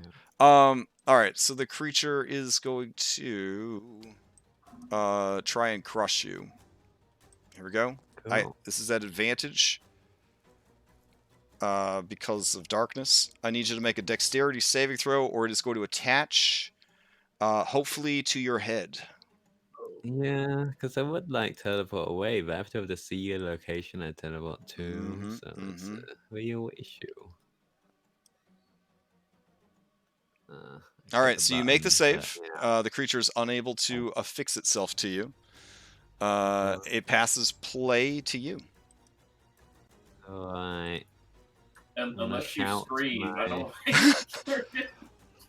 I'm going to get help. It just won't be from you guys. I'm gonna shout for my fox. Ring the cannon fodder. Okay. Oh no. Bring the distractions. Even don't eat. All right. Maybe Zipgat. only Zlipgat, give me a now your connection with this creature, it can understand you, and it can. You guys aren't psychically linked, though, Yeah. right? We have. I don't think it's necessarily psychic. We have an understanding. It says a wordless. Oh, okay. So I think you'd still need to be able to see it, right? Otherwise, that would kind of denote a psychic thing, yeah? A basic wordless understanding. I Right. feel like it's well trained. Oh, when relevant, it shares your pool of actions. That's terrible. Okay, let's not do that. Because I think would that include movements? It's not technically an action, but... No, it can move on its own, but if you want it to act, it'd have to. Okay, well, I'm gonna... You can't shout for it, like shout for help. Just scream for help. I know I can do. It will be a Disengage. It'll be a performance to call for help. So, 1 sec. Oh no, I've lost it. So 15-foot movement to here. Okay. So disengaging. Get here. 20. 25. And you can move with 30. arrow keys too if you find it easier. 35 foot to get here, All right. and I want to. I can then choose which one I pass it to, right? Correct. And I want to give it to the one that is not dark. Okay. It's a startling one, yeah. Yes. So startling Or is. can I keep it? No, you definitely can't keep it. Even- Yeah, you definitely Okay. can't keep it. All To right. the standard exchange. All right. And So you pass play to the other one. All right. No. Let's do this then. Okay. Okay. Let's see. It has a flight speed of 30, so that's cool. Mhm. All right. It is going to fly into the room and act. Okay, as it enters, as it reaches me, Uh-huh. I fall into the floor and appear 15 feet away. Okay. A portal trap. All right. You keep track of your scrap, right? I actually used the scrap beforehand, so I've already used it all before the session started. But I'm keeping track of the traps I made. Oh, okay. Got it. There's one left. All right. Let's see. How much movement was that? 1, 2, 3, 4, 5? I think I did 5 movement already. All right. Then it will. Yeah, it'll take a dash action, and it will fly. You already used your reaction to teleport away, so it'll fly past you. I actually didn't use my reaction. Oh, the trap doesn't use your reaction? As it moves next to me, Uh-huh. it teleports again because it doesn't use a reaction. So you can teleport any time it moves next to you? Well, technically, this trap is any I could trap. Oh, as long as you have stuff to fuel the Traps. traps. Okay. Yeah, so this is my last trap, Okay. but I may as well use it now if I'm in darkness again. I Rockslide and can't two use it portal at traps then. all. So yeah, that's That's my the last one. Oh, got it. Yeah. Okay. Think? You shout for help. I mean, you couldn't hear me anyway. It's think solid, maybe, solid ass stone. Yeah. Wouldn't it like echo a bit? You know. I mean, Echo, yeah. If you want to try to do it, you give me a performance I can check try to see and- how loud yeah. you roll. I feel like Kevin's got really good ears. You know? All right, so Oh, I did it blind. it will pass play. Excuse me, to the other one. There we go. All right. Let's see. Okay. All right. So this one's gonna fly after you, or try to. Here we go. There, and it'll take a dash action. All right. It passes play to use Lipcat. They're both next to me now, aren't they? I From what mean, can feel. it's dark. It's hard to tell.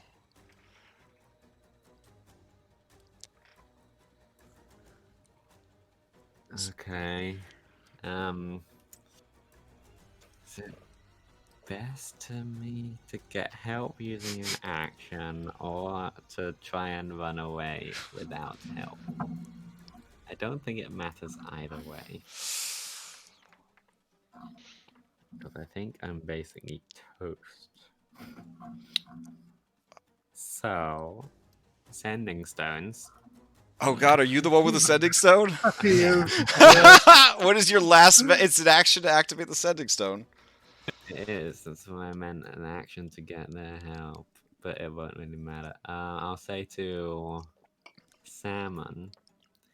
Well, the sending stone only goes to the other sending stone. So you would be communicating with High Conjurer Thaddeus. Yeah. Spell. It's not message. But like in the interest of like maybe keeping it alive, Clayton did ask Salmon if he did if Salmon wanted him to go after the kobold. I think it just got lost with all the commotion. Nah. Did you say you didn't want anyone to come with you? No. Oh, okay. I Never mind thought I then. just told them that I was telling Kevin, and Kevin might tell them. So. Yeah, Kevin told him. Like So I guess he said, they he's would leaving know to that- go to his mules. Well, yeah, Salmon Yeah. has utmost confidence in the nobles, so he's lawful evil. So he Clayton like, shrugged. If it's a double-edged sword, it gives ultimate confidence. So if you say you're going off and you don't want any help, Salmon's like, all right, good luck. All right, so this what? will be a disengage and a move. All right, disengage and a move. Next round. Who... I don't believe I have anything left. So yeah. All right, You you see the shadowy blob of darkness continue to chase you. 10. All right, you passed a startling. Yeah, all right. So at least I can see that one attack. All right. This one moves to here. And it activates its anti-light aura. Well, here we go.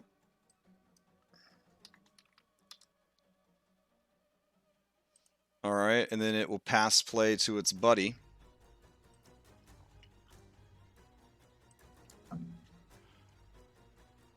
Who maybe, there we go, is going to do some stuff. All right, and they pass play to Zlip. right. Well, would I be able to sense that they're next to me and they're not exactly stealthing? I mean, passive perception. You could tell that, yeah, you can tell there's at least one right next to you. You know what? Man or mouse, as the old, extremely racist Valavian saying goes, terribly horrible to mouse folk. Man or mouse, I will dash. Oh, okay. So you are gonna. Okay, here's 2 attacks coming at you then. Cool. All right. We believe. Here we go. Mouse and over 1. I should probably turn on the mouse over bad guys to bring up their abilities, because that would save me a click, which would be kind of cool. I have a 70-foot dash, so if I actually dash away, I'm actually good. So this is the only way. Oh boy. All right. That only way. Look, the damage isn't what I'm concerned about, it's the grab. Oh, that's a pretty severe effect too. All right, let's see. Okay. So I'm gonna give him. Can I give him a point of my inspiration? In this, you can only give away inspiration if someone has done something that actually inspired you. Oh, okay. Yeah. Feeling very inspiring. Do something inspiring. Getting eaten. All right, so bludgeoning. This would be a severity 7. Is your speed is halved, and that is a lingering effect. What? Just for. That's the critical effect. Is your speed is halved. It is a lingering effect. Oh, so you gotta... so remember that whole thing about my only chance to. All right, so the other one is going to make its attack. Here we go. Yeah, I definitely need to turn on the mouse over. Oh my god. That is only an 11 though. How much damage did I take, by the way? You took 12 from the critical hit. Oh wait, I'm glad you asked. They might have a feature that drops extra damage. No, it doesn't. All right, and you made your dexterity save, right? I didn't even do one. Oh, okay, give me a dexterity save.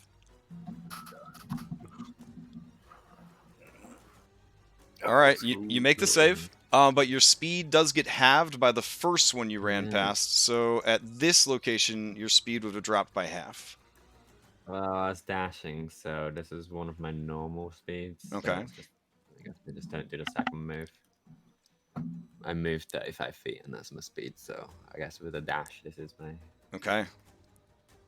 Although actually, would it be rounded down to 15 or up to 20? When 35-foot speed is halved. I believe with speed you round down in 5e. Oh man.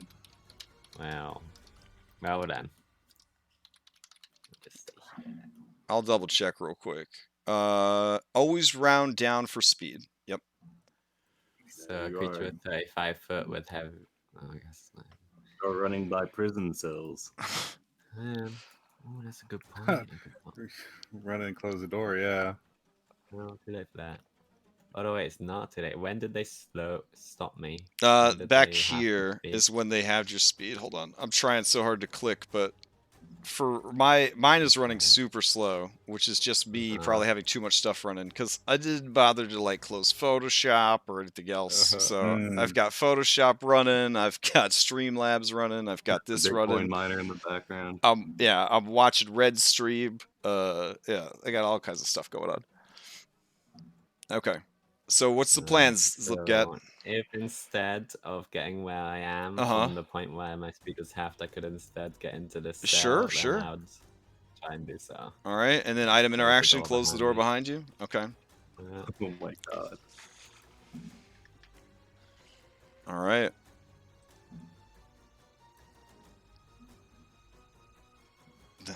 That definitive door close. Okay. Yeah. Who do you pass play to?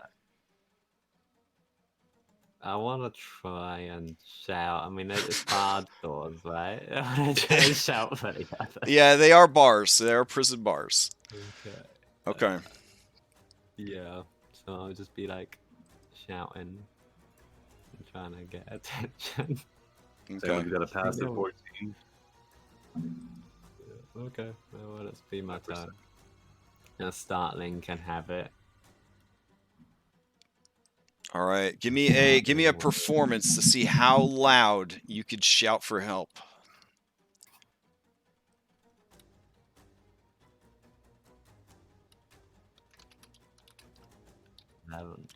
11. Oy. Oy. My inspiration now. All right. Yikes. Okay. I don't think anybody would have a passive that would hear such a low and tiny scream for help. Your tiny lungs just start making enough sound. All right. That's that. All right, who do you pass to? Startling can have it. Okay. I feel like you have a kinship with Startling. Yeah. All right. Startling appreciates the friendship that you guys have built up in the short time you've known each other. The other one's already adored. It doesn't need it. Okay. All right. Using its amorphous ability. Oh fuck! Oh no! like octopus do. It moves into the cell with you. Oh man! And it is going to attack. As the lights go out of the cell, the lights go out of Zlipgat. Oh god! Well, you couldn't outrun it anyway, so I mean, it was a good play, I guess. All right, here we go. And then I ran out of options. Oh no! Advantage, yeah. So 9 damage. All right. Okay. And then I would do that. Oh wait, I can't find myself. There we go. Okay. And then the next one will come in adored, and it will attack. 17 for 8. Are you still going? Pretty sure it's me done. Yeah, that's me done. All right. Hop into secret chat, please. Okay. All right. So there's one fate point that accounts for these kind of mistakes. The dark mantles. Okay. Yeah, the dark mantles could essentially, maybe the donkeys heard you cry for help and they came running, and yeah, and then the dark mantles saw the donkeys, which is a sweeter meat than a kobold, and began to chase them down instead. And then you essentially were able to make your death save with a nat 20, stabilize yourself, and be alive with 1. That would burn your fate point, but of course, horrible consequences. You probably won't see your donkeys again. I think Zlipgat deserves the death. Oh damn! You're not going to use the fate point. Okay.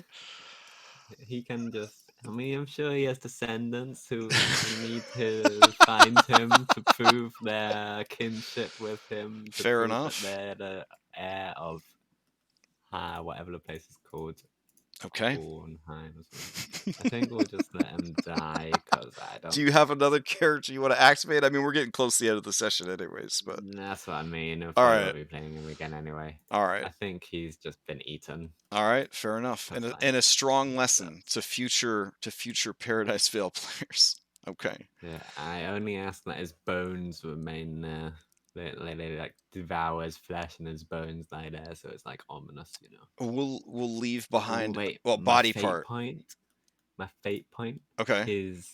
His signet ring remains. Oh, in a pool of blood, in an ominous pool of blood. Mm. I love it. Okay. All right. All right. Let's head back to chat then. Fate points while they were out. I don't like that it's basically not a choice when you use them, because either you die and have to use them, or you die and you don't get to use them. What, your fate points or your? Or you can die and choose not to use it, I suppose. Yeah. You could also say you want to use it before doing something dramatic, like, hey, the party's gonna die. I'll use my fate point to try and hold them off, and then you do. Yeah. All right. Try to get your donkeys. So that was that. I hadn't considered that. Like if you got into a situation and you knew 100% there was no mathematical way for you to win, you can say, I would like to burn my fate point and actually win this situation. Courage is heroic sacrifice without permanently killing all the heroic characters. Is that like I'm gonna fight these 3 Umber Hulks while my friends run away, but I'm gonna burn my fate point to win and catch up with them before the ship leaves, sort of thing? Yeah, it can happen. It can happen like that. What Phil did Friday was a great example of how a fate point could be used in a dramatic way. So yeah. All right. So let me put back on the regular music. I paused it. I could. Oh, pause what? Oh, the music. Oh, okay. Yeah. No, I'll get rid of that. There we go. All right. So 4 seconds later. Yeah. So Kevin says, he went to check on his mules, and then you guys are just like big shrug, and then you turn back and you get more exposition as translated by Eric, Aldfair acquisitions expert from the Gamblers Guild. And then the guy says, as you are appraising whether or not you could drag his throne or throw his bones away, he gives you a stern look when you talk about putting his bones in a bag. And he is going to fade away and says, as he does, "Bring me my remains, and I will reward you. Bring me all my remains, and the way to the surface will become clear." Drag is going to attempt to trick Maynard into thinking that Eric was not being truthful with his. Dang. Okay. With his translations. All right. I'm just going to be whispering into his ears. So give me a blind deception, and Maynard, give me a blind insight. Blind insight. Okay. So, insight's one of those skills Maynard's actually pretty good at. Since I rolled blind, can I still use my inspiration? Yeah, sure. Yeah, I want to use inspiration for this one. Okay. Maynard, can you hop into secret meeting? Sure thing. Okay. All right. This Cobalt, it seems like he's talking a lot of shit at first, but the more he's talking, the more it's making sense. If this guy's from the Gamblers Guild, they might do or say anything to put themselves in an advantageous situation. This is the only one that speaks the Aldfair language, and you guys have to trust what he's saying? What's the angle here, huh? What are they working on you? Yeah. Unless, of course, you work for the Gamblers Guild, then, that's the thing. But no, Maynard was a Marine in the Army. Okay, yeah. All right, fair enough. So that's your take on it. Okay, you whisper honeyed words into his big ear from your shoulder saddle. Maynard is grunting and nodding along. Nice. All right, Simon kind of looks over to the Maynard, Eric, Drag, and Clayton. So you think that was a no to the bones in the bag, then? I think it was a no. Yeah, the ghostly form, as it says those words, it does begin to vanish. Okay. Simon puts away the bag. Okay. Hands it back to Kevin. We can What, use right, it for the other bones when we find them. I'm sure that noble is probably well along his quest to recover his steeds. Shall we, well, I'm sure he's a nobleman. We cannot deign to know the machinations of his mind, so I assume he'll catch up with us if we continue on. We can move forward. Another little doorway.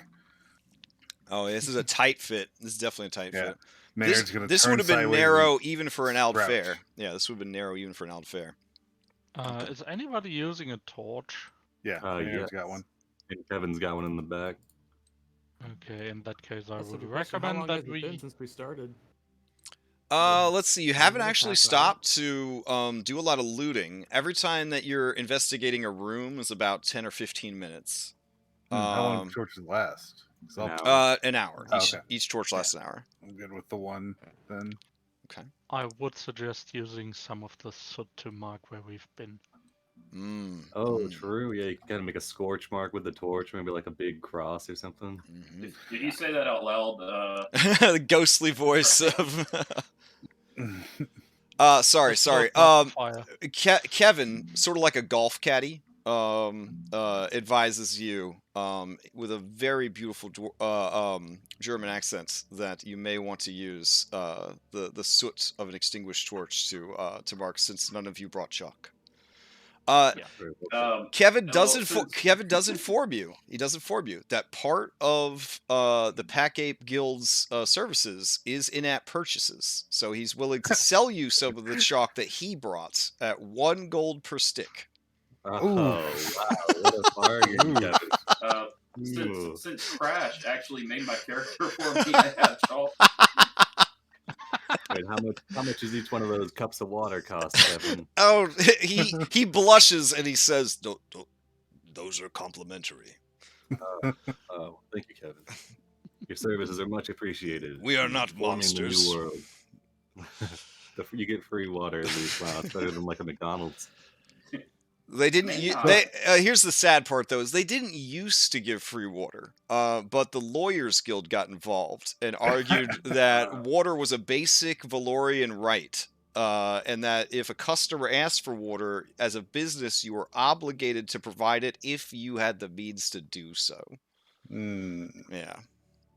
So Drag will say to Maynard, allow me. And he will write, as he's passing by through this narrow hallway, he'll pull out a piece of chalk and write M&D, we're here. Oh my god. Oh, fantastic. Frog rules. So, Maynard has now entered this room because he doesn't want to stay in that hallway. Yeah. He wants to be in it as shortly as possible. And, a door. Mm-hmm. There's a door to the east. Yeah, on your left, there's a door. There is a chest. The chest is closed. The chest looks over at you. And you do see that there are some stairs that start here, and then they kind of sink down into the floor, and they go down to a door here. It's exactly like the Aldfair expert said. This fucking dungeon makes no sense. I just realized how close we were to Is there a dead mimic here? My god. Yeah, is there a dead rubble mimic in here? Yes, there is. Oh Rubble my mimic? god. We have found our way back around. Man, we definitely could have heard him through this open door. Oh, well. But he didn't scream until he was in the hallway. He didn't scream until he was in the hallway. Yeah. If you screamed right here, we might have heard it. Yeah. Well, Maynard's going to lean down and see about this chest. Unless somebody's going to stop him. Drag will kind of scurry closer to your backside as you lean in. Okay, as you head into the room, you see an adorable and frightened fox. The creature looks as though it is the saddest fox in the whole world, as if it was almost magically bonded with a Pokemon master, and that they were going to be the very best like no one ever was. But something happened. Oh my god. Yeah. Ash turned to stone. Where's he at? Oh, don't bring it up. Oh, I'm teared up already. Oh, Pikachu's trying to bring Ash back to life. He was made of stone. Can the fox just try and resist though? Aww. Looks like a children's book. Yeah. And then you just closed the door. Fox. No, I didn't close it. It was the fox. The fox, you detected your master's scent this way. It was tinged with the salty extra scent of fear. But the proud scent of a noble who would not admit their mistake. The fox looks in that way as if unsure whether to go or not. Boys, I think the fox. This is the noble's fox, isn't it? I think it's trying to lead us somewhere. Grab that chest and let's go. All right. Yes. Maynard will hand the torch to what's his name? Dragon will Drac. do that for you. Drac. He'll hand the torch to Drac. So I'm gonna go ahead and deactivate mine. You'll activate one. I have no idea how to activate light. There is a change token vision macro. So you go to the Compendiums tab on the right-hand side. You're going to go to the shared macros, because I think I hid all the other macros, Compendiums. And there'll be a lantern. You're just going to drag that down to your little Worlds of Warcraft sound. God. Okay, I've got the lantern on my thing. And then vision... Oh, light source. Yep. Light source, lantern... Hooded? Torch should be at the bottom. Oh, torch. Okay. There we go. And then Maynard will pick up this chest and bring it with him because that's what he was asked to do. You hear the sad and frightened sound of donkeys coming from the south down the stairways. The sort of Oh no, sad donkeys. What's the world coming to? I think those donkeys, perhaps they need watering. I don't know. You are not trained in animal handling, I take it. No. I guess, should we follow the fox or the donkeys? The fox seems pretty insistent. We'll follow the fox. Stay close, Kevin. We wouldn't want anybody wandering off. It wouldn't be a first time I've caused the TPK by wandering off by myself. I feel like it should only ever happen once in your career. I am getting quite a bit of latency when moving my token, by the way, but that might just be distance. The longer I play, the more I have that happen too. I don't know if it's a side effect of the map being so big, or it is probably a memory leak or memory usage in the browser. Oh, yeah. I have a lot of other stuff open. I don't. That's why I'm confused. I wonder if it could be any one of my mods could be causing it. The thing is, I didn't have it when I created the character back in the portal hall. So the more tokens that are moving around, the more issues happen with memory.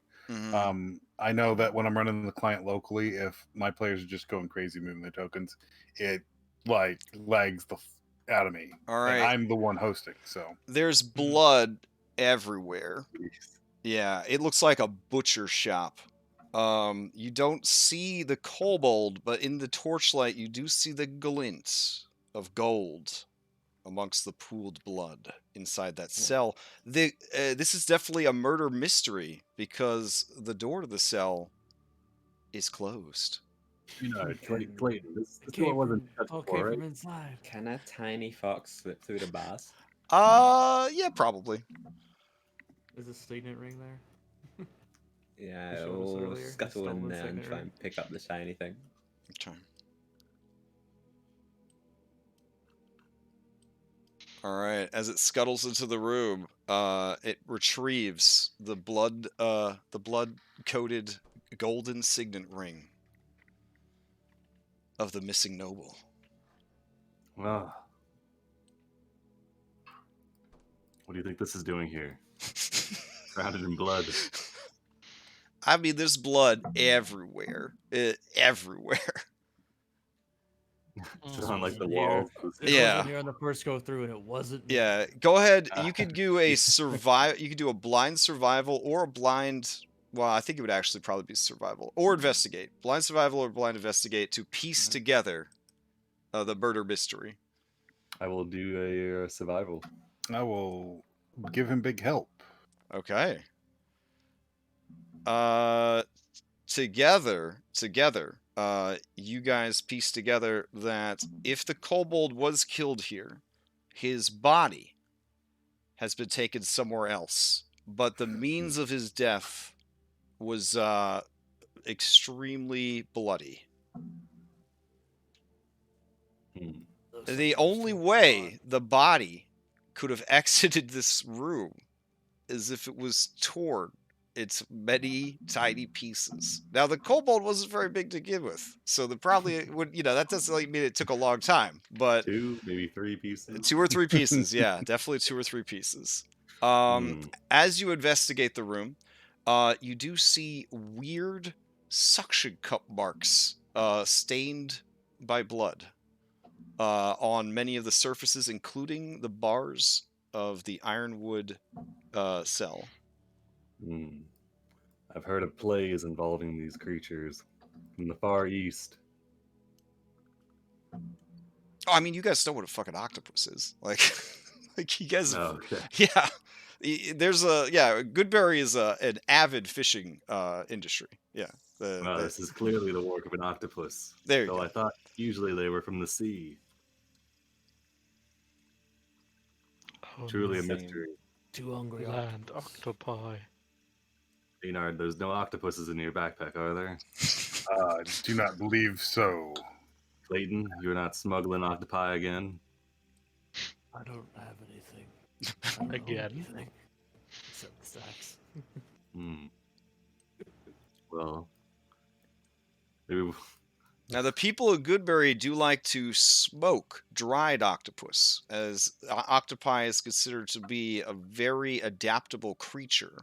And there is a rumor that if you smoke high-grade, like high-quality powdered octopus, you could gain a random octopus ability, such as their chameleon skin, their amorphous ability. You could shoot ink out of your penis. All sorts of crazy stuff. That was highly sought after. Yeah. Those of you who are trained in herbalism tools or alchemy tools know that this is not true. It is just a hallucinogenic, and it makes you think you're doing all those things. Right then, well, there's no body here, so I guess if we come across him farther in, we should be wary of octopi that have a taste for blood. If you are interested in purchasing some of this drug, which would be very difficult in your current situation, its street name is Sucky Sucky.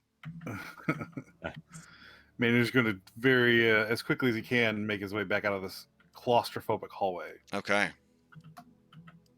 Yeah, you can't even see your whole mini. You're so squished in there. Mm-hmm.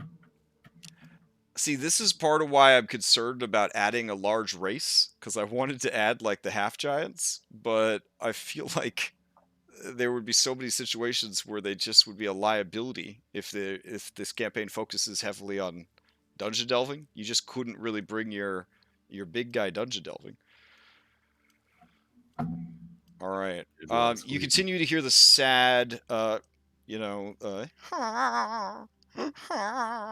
coming from the south. We should check on his steeds at the very least. Sensible. Also, Eric's gonna ignite a lantern. Fair enough. We'll need those donkeys to repopulate. Maynard, as the largest person here, they are your donkeys now. Oh, wow. Please take the inspiration for being one of the best kobolds I've ever seen. So please. but I do not care for donkeys. No, the donkeys will breed with each other. Donkeys are just a means to an end, master. The fox would try and grab the reins of the donkeys and try and bring them to the Kevin. Okay. Kevin shares a kinship with all animals for some mysterious reason, and he comforts them. And he takes the reins, and he says, "It will be okay. They're there." And he gives them each a paper cup of water. I just chew on over. Yes, they eat the cup after they're done with the water. Wow. Proper King Kong. And Kevin mumbles. He says, "I will have to charge for the cups."